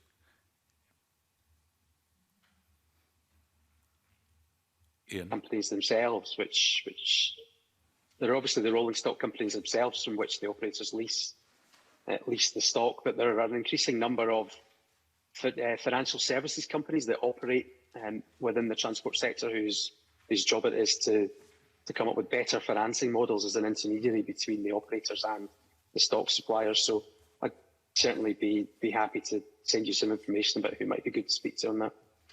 Thank you. Mike, I think you had some questions you wanted to ask. Mike Rumbles. Thank you, Convener. Good morning, panel. At the start of the COVID crisis, many local authorities rolled out temporary infrastructure in our rural towns which were aimed to help people avoid other people when they were walking around. You know, we've seen them, these red and white bollards in the street. Now, if you remember, at the time, people would often step into the road to avoid other people and were endangering themselves. And in fact, at one point, the police asked people not to do that. I mean, I used to do it myself. I don't anymore. But now people are not doing that. And there is a view from some of our rural businesses that these widened pathways aren't helping our rural town centres recover. Do you have a view on this, or do you think these are a good thing and we should roll out even more? Ian, do you want to come in on that? This is what you might call an extreme example of the very long-standing, long-running debates about road space allocation, particularly in town centres, and the mix between space for cars, parking and pedestrians, and what that means for the vitality of local businesses. And this is a heated debate that you will see in the pages of any local newspaper, probably anywhere in the world, when the reallocation or the change of that allocation of space is proposed. So I am currently involved in some research work with colleagues at the University of Leeds, trying to look at behaviours and how people are changing their everyday lives in terms of their consumption patterns and what that means for their travel. And what we've found, quite surprisingly, is that walking, the simple act of walking and using local facilities on foot appears to have grown very, very substantially, and certainly way beyond the media attention it seems to have had. So if you remember during the pandemic, particularly during the lockdown, there was a lot of media attention on the rise in cycling. But that rise in cycling in many places has almost now disappeared as we've moved out of two phases. One is that, of course, the lockdown took place mostly in spring and early summer when the weather was fine, and many fewer people were physically at work and so had more leisure time. And so certainly our empirical research and some other studies from colleagues elsewhere in the academic sector has demonstrated similarly. Increases in walking seems to be more robust though. So this suggests to me, as I said earlier on about the experience through the pandemic being a kind of accelerant for what we know generally in the transport sector.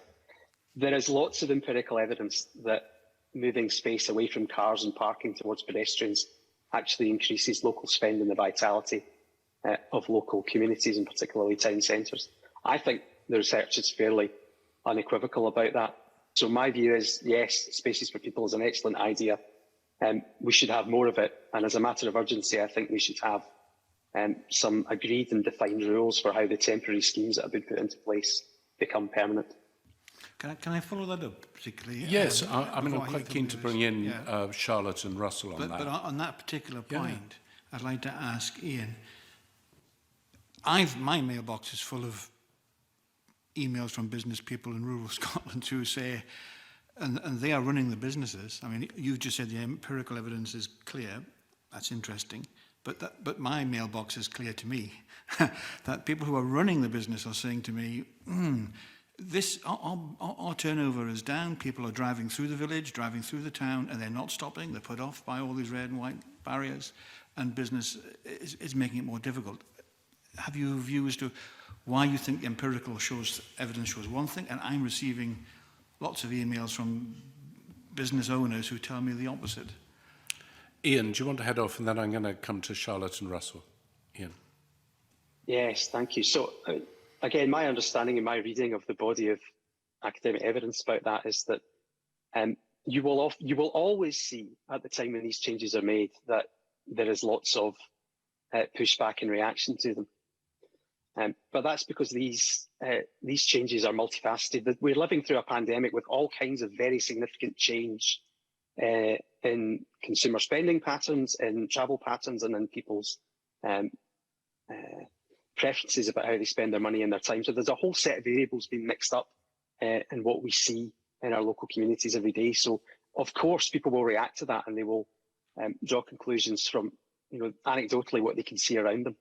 The point about the research evidence is that what you do is you look across the piece and look at what the impacts have been over a longer period. And again, it's by no means 100% consistent, but my reading is that the overall consensus of that research is that a move towards more space for people, in particular pedestrians, because of course we all become pedestrians even when we get out of our vehicle, is good for local commerce. And the work that I'm involved in recently would seem to support that.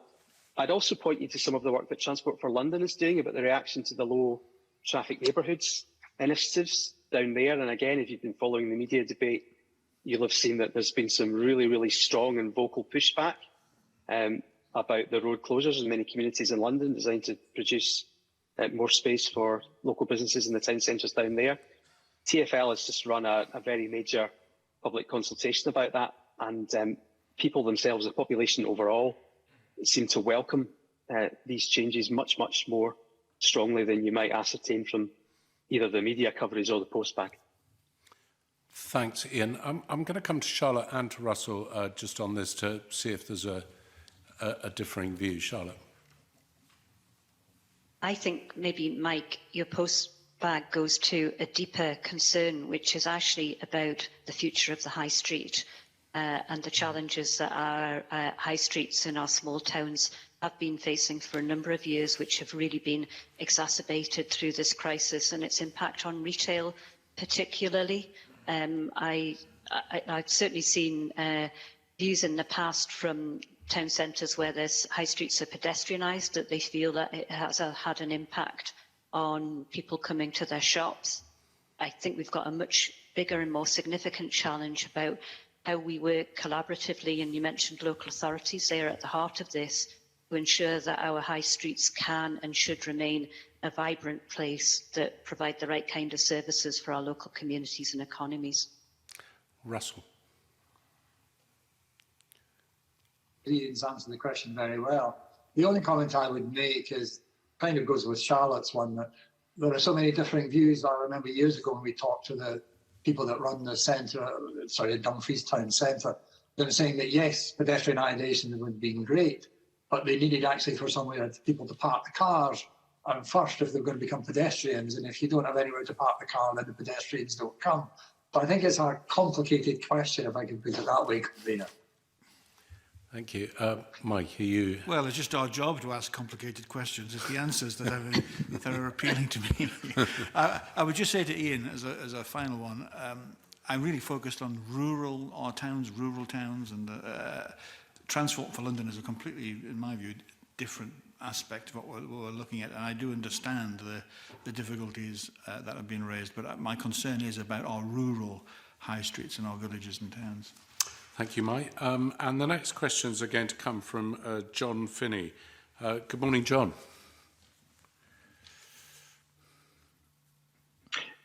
Good morning, Convener. Good morning, panel. Yes, and I have some further questions on transport, if I may, Convener, and perhaps directed to Professor Doherty in the first instance. The Transport Transition Plan commits the Scottish Government to a just and sustainable recovery. Now, whilst we could spend all morning discussing what they mean by that, I suspect the convener wouldn't want that. I wonder, Professor Doherty, could you maybe outline what such commitments might mean for transport investment, please?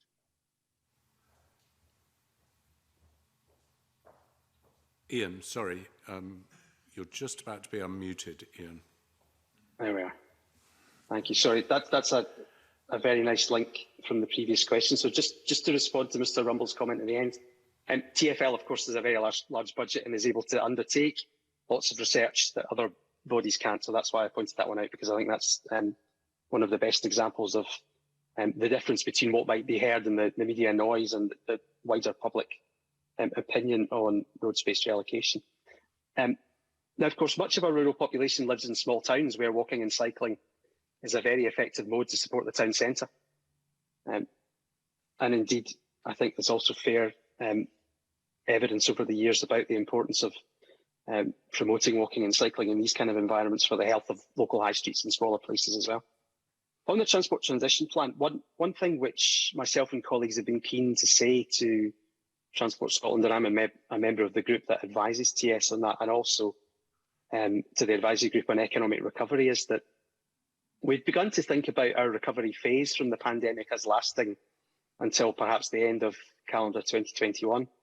That's then only 9 years before our first decarbonisation target in 2030, which the Scottish Government has adopted. And we know in round terms that we're going to have to do without roughly a third of our road vehicle fleet, even if the rest of it is completely emission-free at the point of use, in order to meet those net zero targets. So we really do have very demanding medium-term objectives to meet for transport.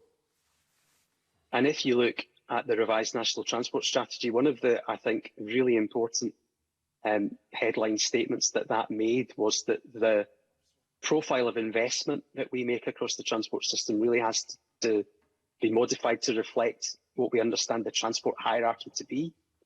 So that places the active modes, walking, cycling, at the top, and then public transport, and then individual use of private vehicles. This is obviously about passenger transport right at the bottom. I think it's fair to say that the investment profile that we've had over the last few years has not looked like that. So we continue to invest significant, very significant funds in road construction. We continue to invest very significant funds in rail in particular, and we've had a discussion about how the subsidy profile for the railways has changed as the pandemic has unfolded. So the kind of unwritten message of the Scottish Government's plans to date is that there will need to be a very substantial change in our financial priorities if we are to meet our decarbonisation targets, and they will have to start now. So you'll also be aware that the Strategic Transport Projects Review is ongoing, and I'm also a member of the advisory board for that, and our discussions are about how we make sure that the project profile for the next period meets the objectives of the National Transport Strategy, and in particular decarbonisation and inclusive growth. So that means changing the profile of which modes we invest in. And it does also mean, and this is again relevant to the questions about the health of our small towns and rural communities, ensuring frankly that those communities are viable and sustainable and people do not have to travel out of them to satisfy their everyday needs. Hold on, John. Hold on. Can't hear you. Just 2 seconds. Try again. Is that better, Convener? Yep, much better. I can hear you. Okay, thank you very much indeed. Thank you for that answer, Professor. I wonder, there's been a lot of changes, not least in work practices, increased home working, and you've already talked about behavioural changes and capacity issues with the public transport. I wonder how you feel that. First of all, do you think these changes are here to stay? And then do you think that these changes should be reflected in, you touched on the transport strategy, and whether that the benefits that we've seen can be locked in, the benefits of some of the good change to active travel can be locked in through investment decisions, please? So mindful of the convener's request for short answers, I'm tempted to say yes, absolutely. What we're seeing, I think, is, as I said before, the acceleration of trends that were already well identified.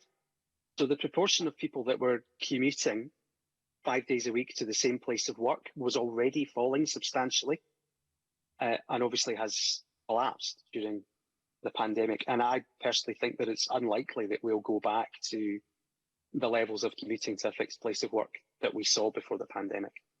People will have become used over quite a long period of time, of course, if they're in an occupation and a job where it's possible for them to be able to use the digital tools like the one we're using this morning to help them do some of their job without travelling. So I think it's almost certain that we'll see a materially reduced demand for traditional commuting travel in the future. Now, that has all kinds of consequences which we are yet to fully understand. Most obviously, that's about the location of work in the future. So we, for a long time, expected people to be able to live in generally more rural locations and telecommute to do this kind of interaction that we're sharing this morning, so that they were not obliged to leave rural communities or travel as much. I think we will see more of that. And of course, myself and colleagues have argued in our responses to recent consultations that making sure broadband provision is as good as it can possibly be is a key part of sustaining that for rural communities. One other thing, and this comes back to the opening questions to Mr. Smith about the financial status of the sector, is that we are really going to have to look at how we fund the transport sector overall, and that means the subsidy requirement profile for public transport. It also means fares. So on the rail system, for example, we have a fare structure which is geared towards season tickets for commuting and peak travel. Now, it's unlikely that yield profile for revenue will come back. So we have to think very carefully about what the opportunities are to change the structure of fares for public transport. And again, with particular pertinence to rural communities, there's a long-standing criticism of concessionary fare schemes, which put simply is that a free bus ticket's great if you have a bus. There are already very many people in Scotland that don't have access to a reliable bus network, and for whom somebody else's car is their public transport. Now, for a moment, leaving aside the infection control issues about car sharing, which are very real, I think we will have to become much more imaginative and innovative about how we fund and support the transport sector across all modes, and how we make it easier for people to be flexible. So people may wish to commute 2 or 3 days a week. They may wish to live further from their workplace. Sometimes they may wish to car share. Some days they might wish to take public transport. And we've talked about having a fare system that enables that for a long time, but I think we are going to need to put it in place to support economic recovery, very quickly indeed. So I think we've got used to things like concessionary fares being a fairly consistent line in the Scottish budget, and that's partly because it's a politically very difficult subject to even open up discussion on. But this is a crisis of such a scale. I think we really need to take the opportunity to do that. John, before we come back to you, can I bring in Russell Griggs, who'd like to make a comment here? Russell. That's a really good one, and I think Ian's answer sort of says that if we're going to, and since we're talking about budgets, if we're going to have a transport strategy, if we're going to have one that looks at broadband, and if we're going to have one, and taking Charlotte's point, that looks at something like town centres, and we use the transport analogy that they're all on different railway lines, we need them all to get to the end point at the same time. So I think in budgetary terms, we need to make sure that the different parts of this equation all move forward in parallel, so that we don't get a transport system that relies on broadband, which isn't yet fixed, that we don't get town centres still talking about what they want to do, and it's different transport from what we've ended up on. So I think there's a need for alignment across all of these three, and I suppose that would be my only comment, is just to make sure that we're talking about all these things individually, but if we're talking in budgetary terms, they all need to get to the end of the railway line roughly at the same time. Okay, and we'll come on to broadband in a minute. John, back to you. Yes, no, thank you to Professor Griggs for these comments, and to Professor Doherty. Yes, there are many of us who are trying to get the issue of an expansion of concessionary fares picking up on issues that you highlight as part of the discussion. And one final brief question, if I may, Convener, and that is about the Scottish Government investment in active travel, Professor Doherty. That's channeled through the Charity Services Grant. Now, no personal criticism here, but given the importance that's now attached to walking and cycling, do you think that process is fit for purpose? And if not, how should funds be distributed, please? Ian, is that back to you? I think so. So the obvious first thing to say from my earlier answers is that if we are to shift the profile of transport expenditure to more closely and properly match the transport hierarchy, then we would expect a very significant increase in active travel expenditure, and even more so than we've seen to date. So I imagine that that's the premise for your question. If we are to have expenditure on walking and cycling, which is orders of magnitude higher than we've had in recent years, then should we do something different? Yes, probably, because although the Sustrans system, I think the partnership has had wide support, we are talking about a completely different level of sustained investment in future. My view on this is that local authorities know their patch best, and that if we were to create a new system to disburse substantially greater funds, then I would look to empowering local authorities to do that, rather than try to control it centrally, because again, one of the broader policy lessons I think we're learning through the pandemic, not just in the transport domain, is that decentralised delivery systems have tended to work better and be more resilient rather than central diktat. So given some of the other discussions we've had about the particular needs of local places and how they balance the desire to invest in the public realm and ensure that people can arrive there by car or public transport, whatever, I'd strongly argue, I think, for local authorities to be the key mechanism to undertake that expenditure. Okay, thank you very much. I'm concluded there. Thank you, Convener. Thanks very much, John. The next question is from Stuart Stevenson. Stuart. Thank you, Convener. And just before I start, since we're talking transport, let me declare I'm the honorary president of the Scottish Association for Public Transport, an honorary vice president of Rail Future UK. Now, and on Ian's previous remarks, I'm just looked at my spreadsheet and I've done 630.63 miles of walking since lockdown, and I'm much fitter. Good mode of transport. But the Infrastructure Commission for Scotland, which I understand Professor Doherty sits on, how does the recommendations that come from that feed into funding structures and priorities? How do we make it work? And cross-matching that with the broader comments that we've been hearing from Professor Doherty about how people are currently travelling and how we might expect them to travel in future. How do we deconstruct and reconstruct the whole way that we fund investments in transport? Ian.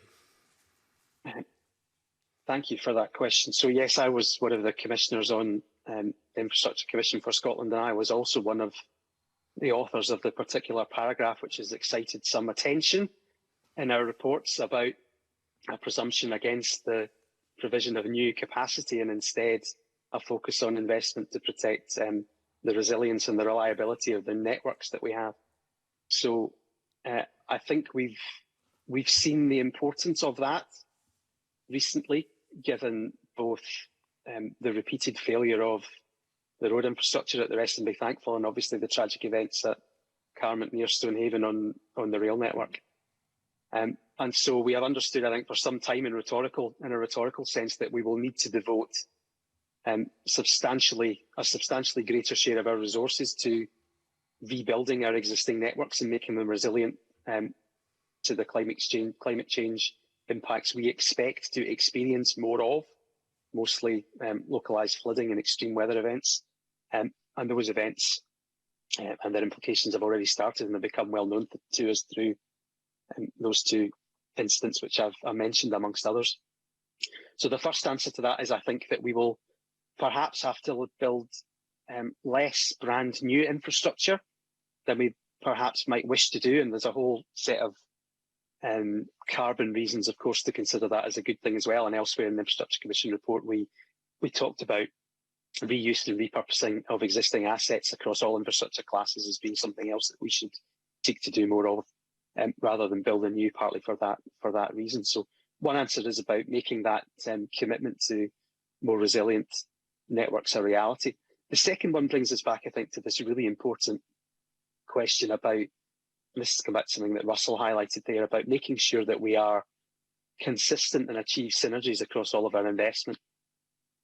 So if we want to reduce the carbon impact of how we travel around, if we want to make it possible for people not to have to travel to access the goods and services that they need, if we want to make local businesses more viable, and if we want to make all of us fitter, that means that we need to do again what is talked about in many government strategies and the ICFS reports were consistent with this as well, invest much more in the quality of our local places. So we have to make it much easier for people to be able to use an everyday example, to be able to use their local shop rather than drive to the supermarket. That keeps them fitter and healthier, reduces the direct impact of the environment of their travel, and addresses many of the, for example, local food issues that we talked about earlier on. So one of our other recommendations in the ICFS was that we did indeed begin to think about infrastructure investment across all classes and consider how infrastructure investment in one domain, i.e. transport or housing, impacted on others. And so that would be the second, I think, key part of my answer there. Thank you.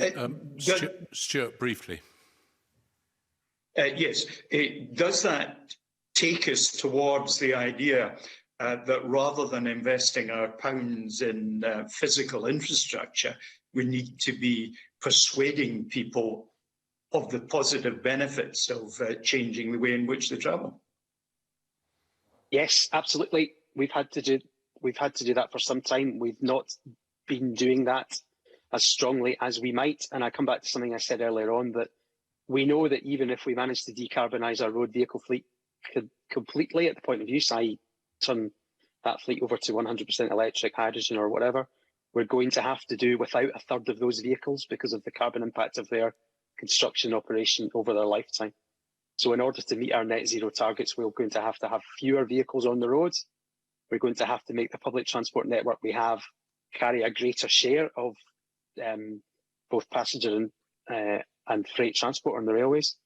And we are going to have people walking and cycling much more than they currently do.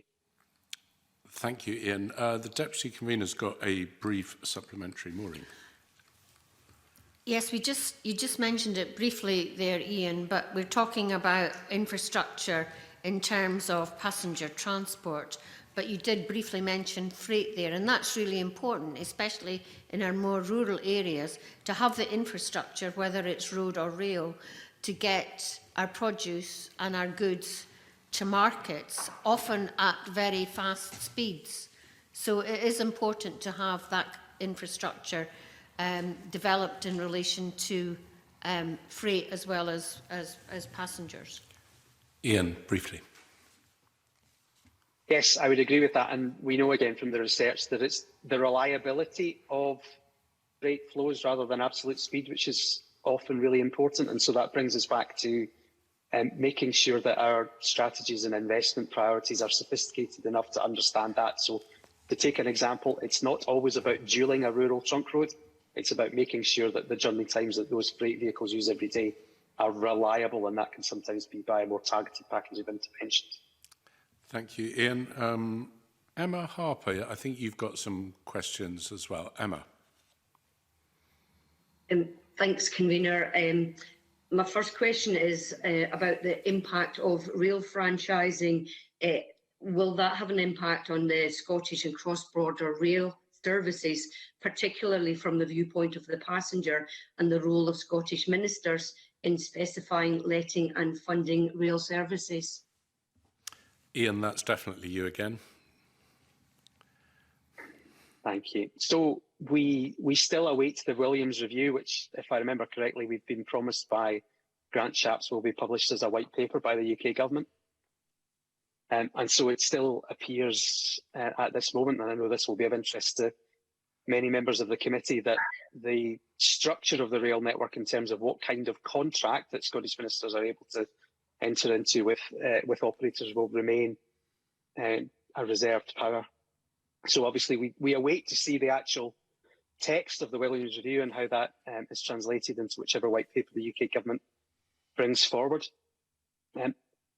It's fair to say that there were very, very few public transport. I just brought it out very briefly, if I may, back to include buses here as well. There were very few public transport services which were commercial in terms of their return before the pandemic. There are almost none now. And it may be the case that there will be very few, if any, for some considerable time to come.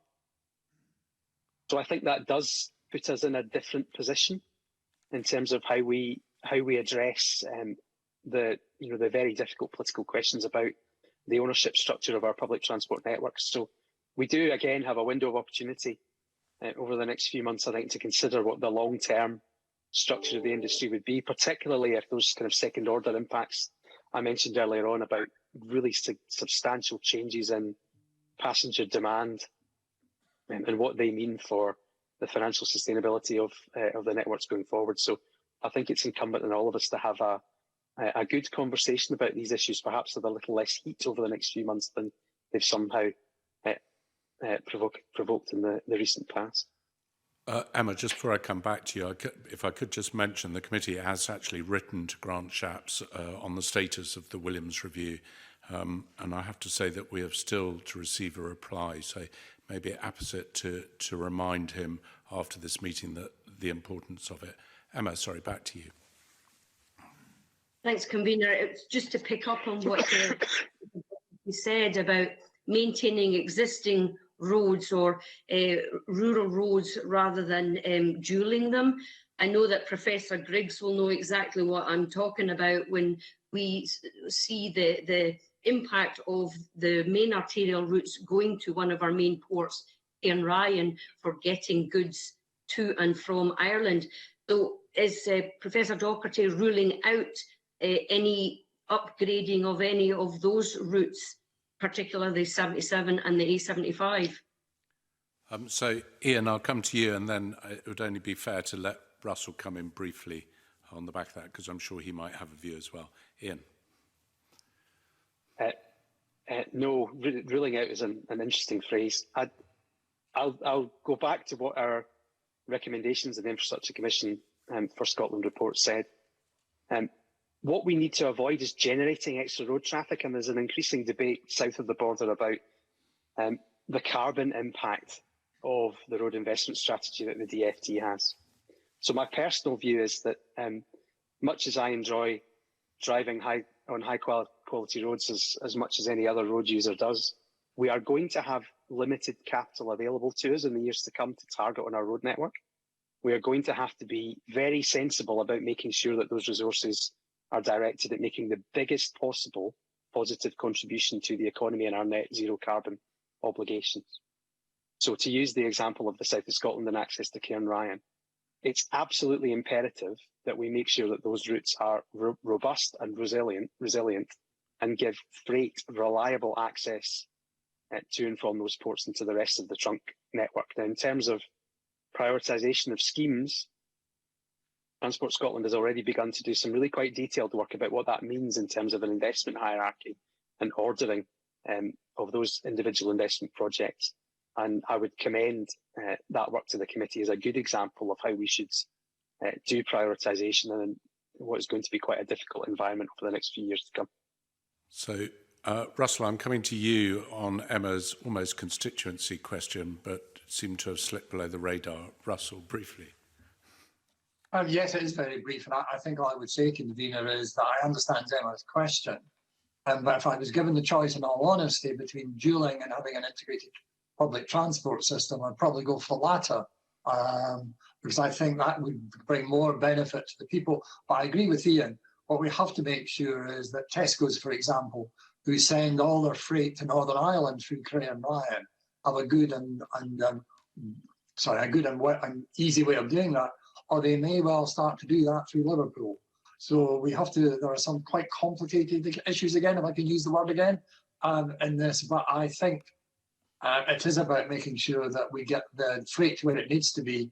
But I come back to the point is integrated public transport would also solve a lot of these issues for us as well. Thank you, Russell, and thank you, Emma. I'm going to go to Oliver Mundell now, who's got some questions. Oliver. I do, Convener, and I'll briefly not slip below the radar and just say I think to not have an ambition to connect Dumfries to the motorway network with a dual road, it shows a complete lack of ambition, and I'm disappointed to hear Russell sort of say that he doesn't see that as a priority. But the substantive questions I wanted to ask were on broadband and digital connectivity, because I think this pandemic has revealed, the real disparity once again between rural communities and more urban areas of Scotland. School children have struggled to access blended learning when that was the thing. Some businesses have really struggled because in our rural areas we have lots of people now working remotely, which is a good thing, but struggling to connect in to businesses when working from home. And it's just whether, given the responses to the Scottish Government's economic recovery group, whether there's room to do more to kind of front-end any interventions to help those people who are most affected by the digital divide. Okay, and I guess everyone's going to have an opinion on this. So we'll start off with Russell and then we'll go to Charlotte. Yes, and can I just be clear on that? I didn't say I was against the dual. What I said was if I was given the choice, because Ian's point about us having to make choices on expenditure over the next few years is very critical. If there was a choice with integrated public transport, of course I would like both, but if I had to go for one, listening to all the businesses would say, then my one would still be in terms of integrated public transport. In terms of getting around the digital line, what's been interesting over the last 6 months as we've had COVID is how well, and I'm not saying it's perfect, the digital system is held up across the south of Scotland. It still needs to be finished, and we know that. And we are in the good position, I think, that once R100 complete, we'll only have, I think it's 194 premises in the south of Scotland that will need connection. I think what also has been interesting, if you look much wider in the digital divide, is the number of more mature people that have gone on to become quite skilled at using digital over the last 6 months. So I think it's accelerated, which is, in a number of cases, the use that people have made of it, so people understand much better now what they can do. It's a key factor in the South of Scotland enterprise to make it go forward for all our businesses. So digital is what we'd like everybody to do in the end. And I think it will also take the point that Emma made, help us to encourage more people to move to the south. If you've got good digital connections, then you're going to come and live in rural areas and you can do your work from there. So I think it's extraordinarily important that we teach people how to use it as well as put it in. Thank you. We'll come to Charlotte. Really nothing is more important for the Highlands and Islands than seeing that we get improvements to our digital connectivity. And Highlands Islands Enterprise itself has been involved in previous programmes to deliver connectivity to the region, and that demonstrates that we are always in the role of playing catch-up. Unfortunately, I'm sure convener the committee is aware that the R100 North lot was subject to a legal challenge, which means it has been very slow to get started, as that has just come to its conclusion. So that in itself is an issue. There are 12% of homes and businesses that still receive less than 10 megabits per second in the Highlands and Islands. That's a minimum set by the Universal Service Obligation and also the Netflix test. And 4.2% have under 2 megs. So we do still have an issue of digital divide across the Highlands and Islands. I think it comes down to how we can make sure that there's effective collaboration to really bring gigabit broadband and also modern mobile 4G and 5G to our communities as soon as we possibly can. I mean, we see this as a brilliant opportunity for investment in the Highlands and Islands. We've referred a few times this morning to people working from home, and that means that people can be working in the City of London, the City of Edinburgh, be in Ardnamurchan or Orkney, if they can have that connectivity.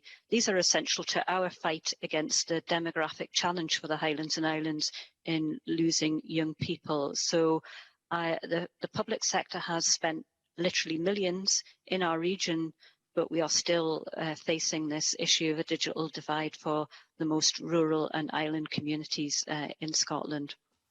Thank you. And I'm going to come back to you in a minute, Oliver. I'm going to just see if I can catch Stephen just on the hop a wee bit. Stephen, do you have a comment on the importance of digital connection?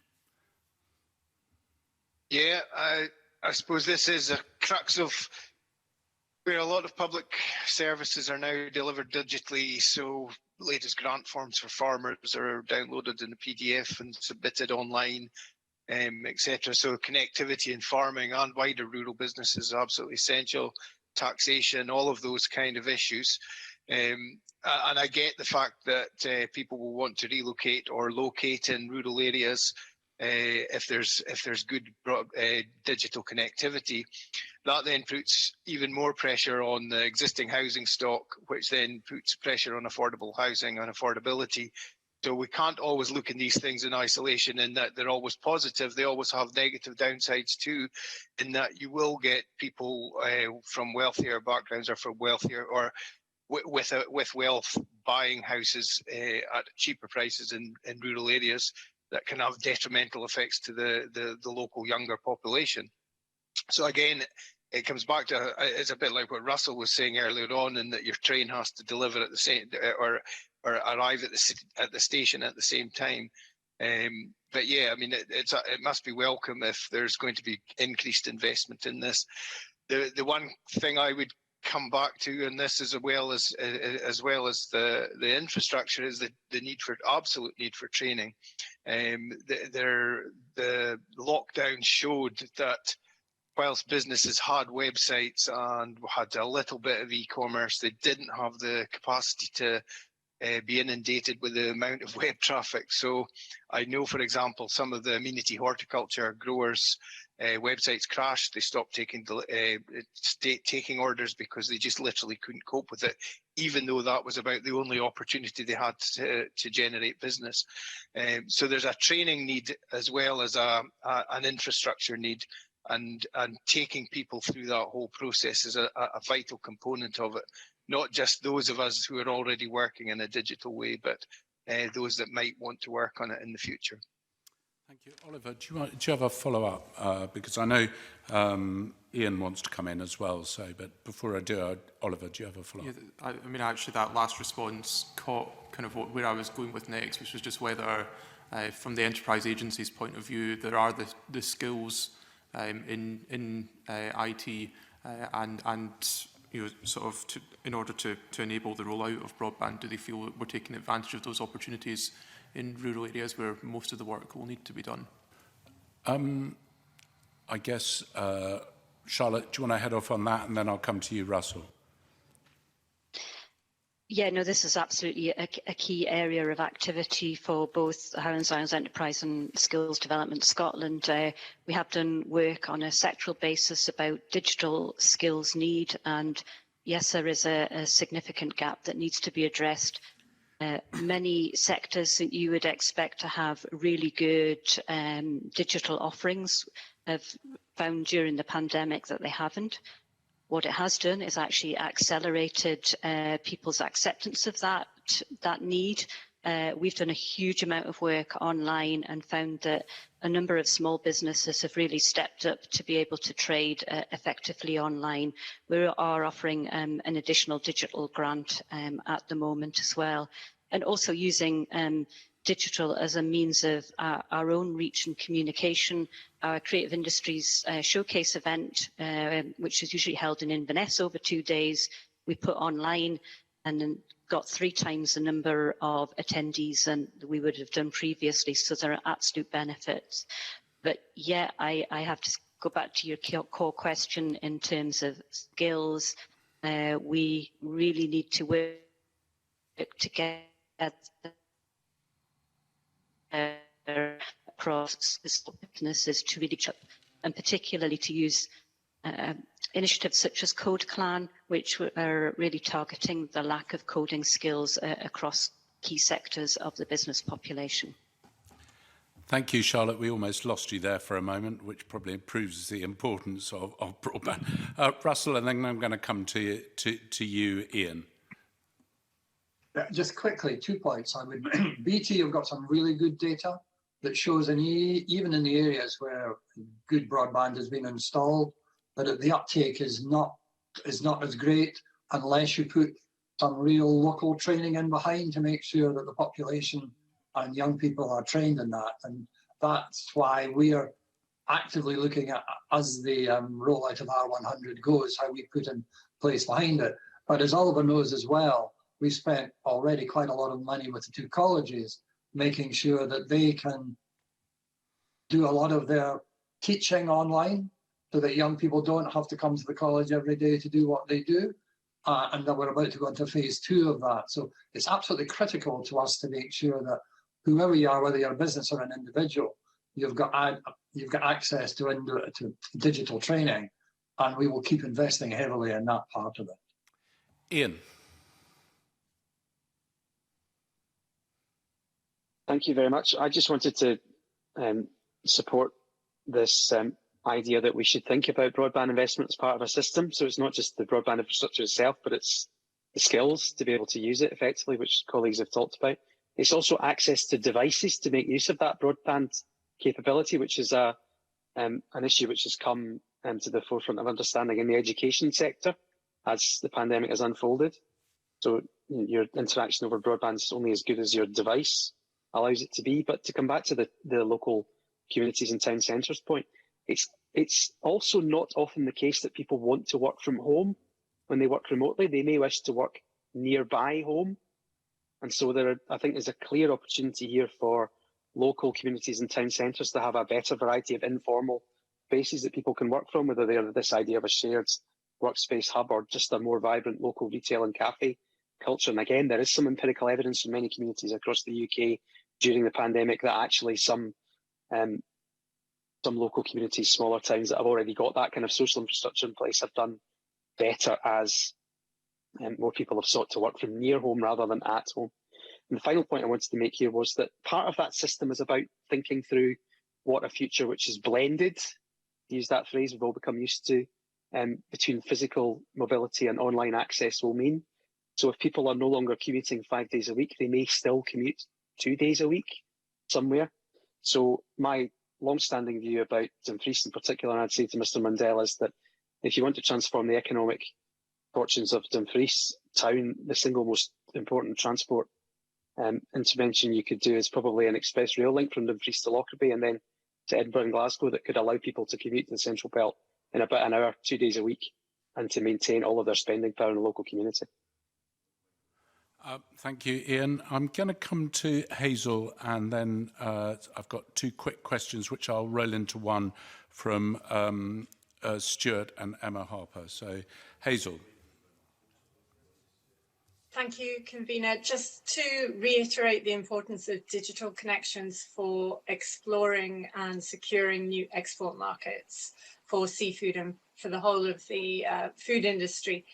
That's going to be the way that it's done to a huge extent more than we have done. So in recent years, we've physically gone all around the world to key export markets, taking Scottish seafood businesses and UK seafood businesses with us.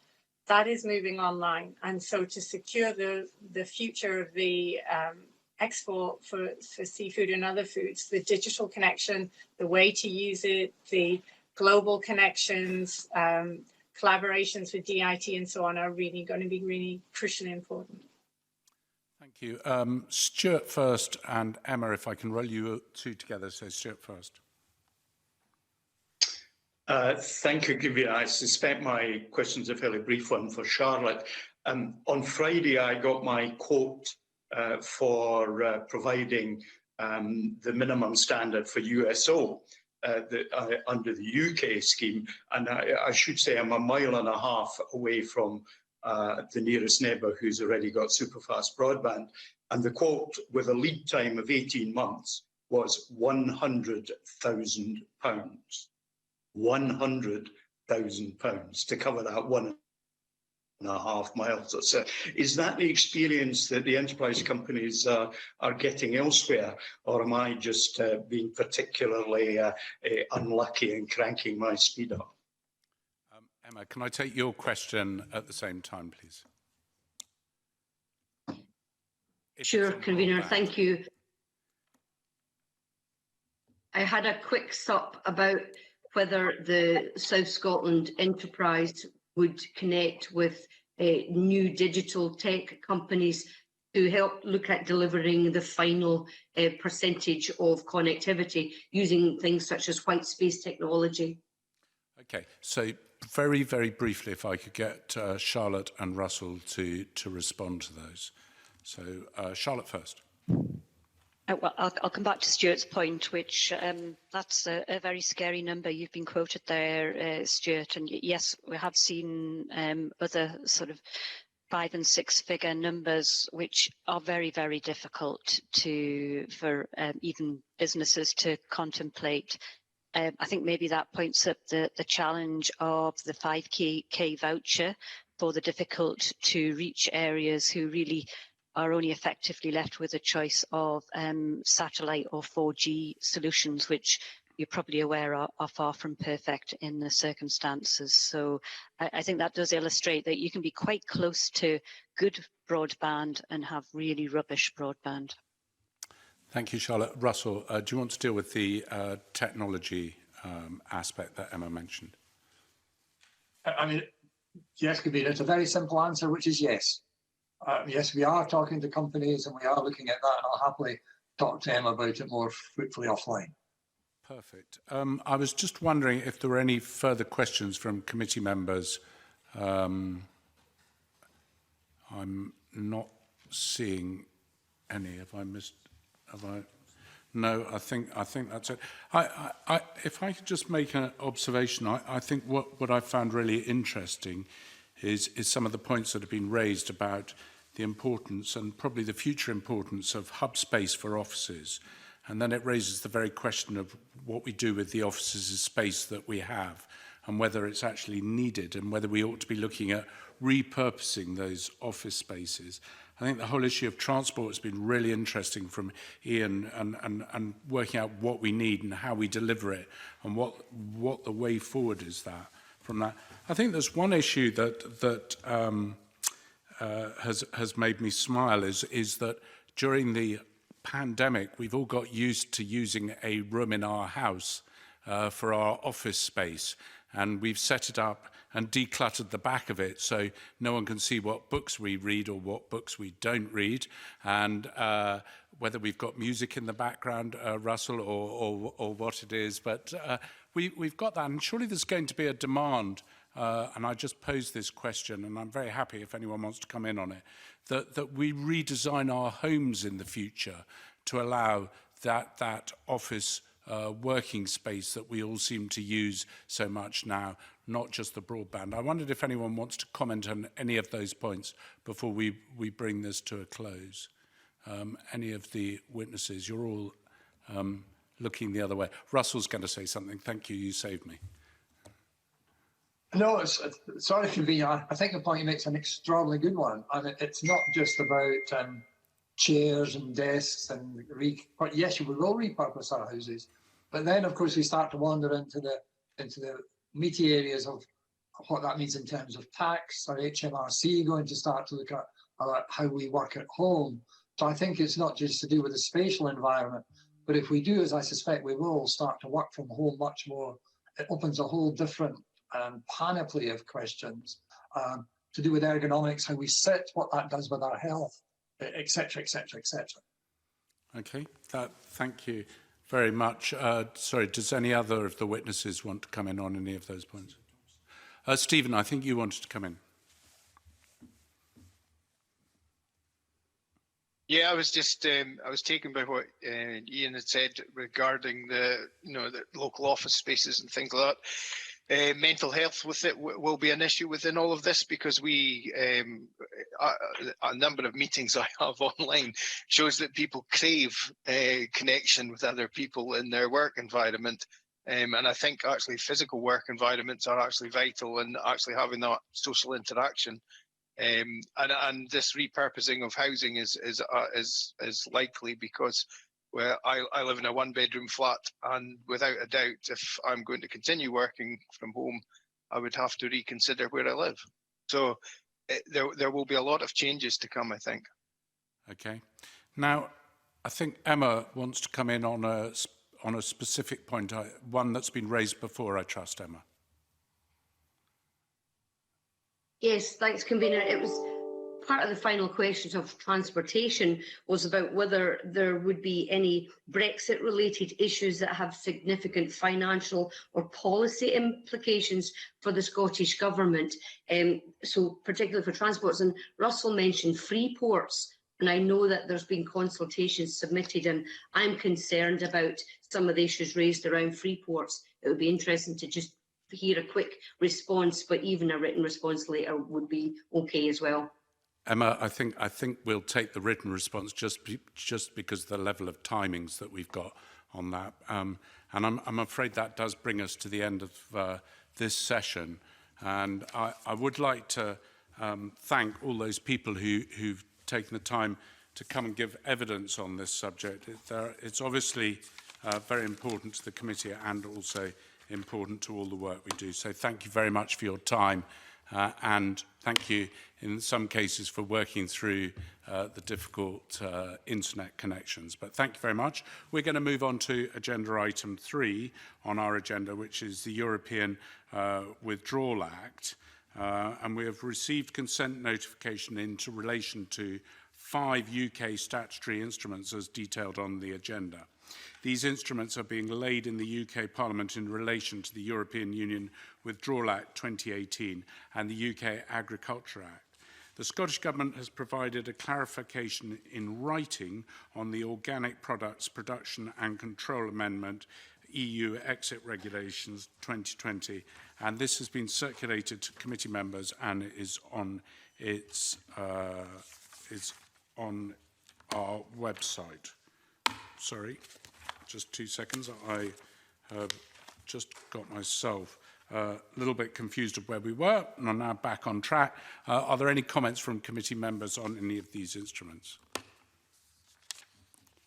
I'm not seeing any comments from any committee members. So does the committee agree to write to the Scottish Government and confirm it is content for consent of the UK as detailed on the agenda to be given? Now, I wonder if the committee also would agree to write to the Scottish Government asking it to notify the committee when the UK Agriculture Bill has been passed and of any changes to the bill that affect the notifications that we've been given, and also to explain how the LISOT information service will work in practice. Those were two matters that have been raised. Does the committee want to do that? They were raised in the briefing papers that have been circulated. Okay. Thank you. I think that is it. And we are now going to go into a private session. So I close this part of the meeting. Committee members, you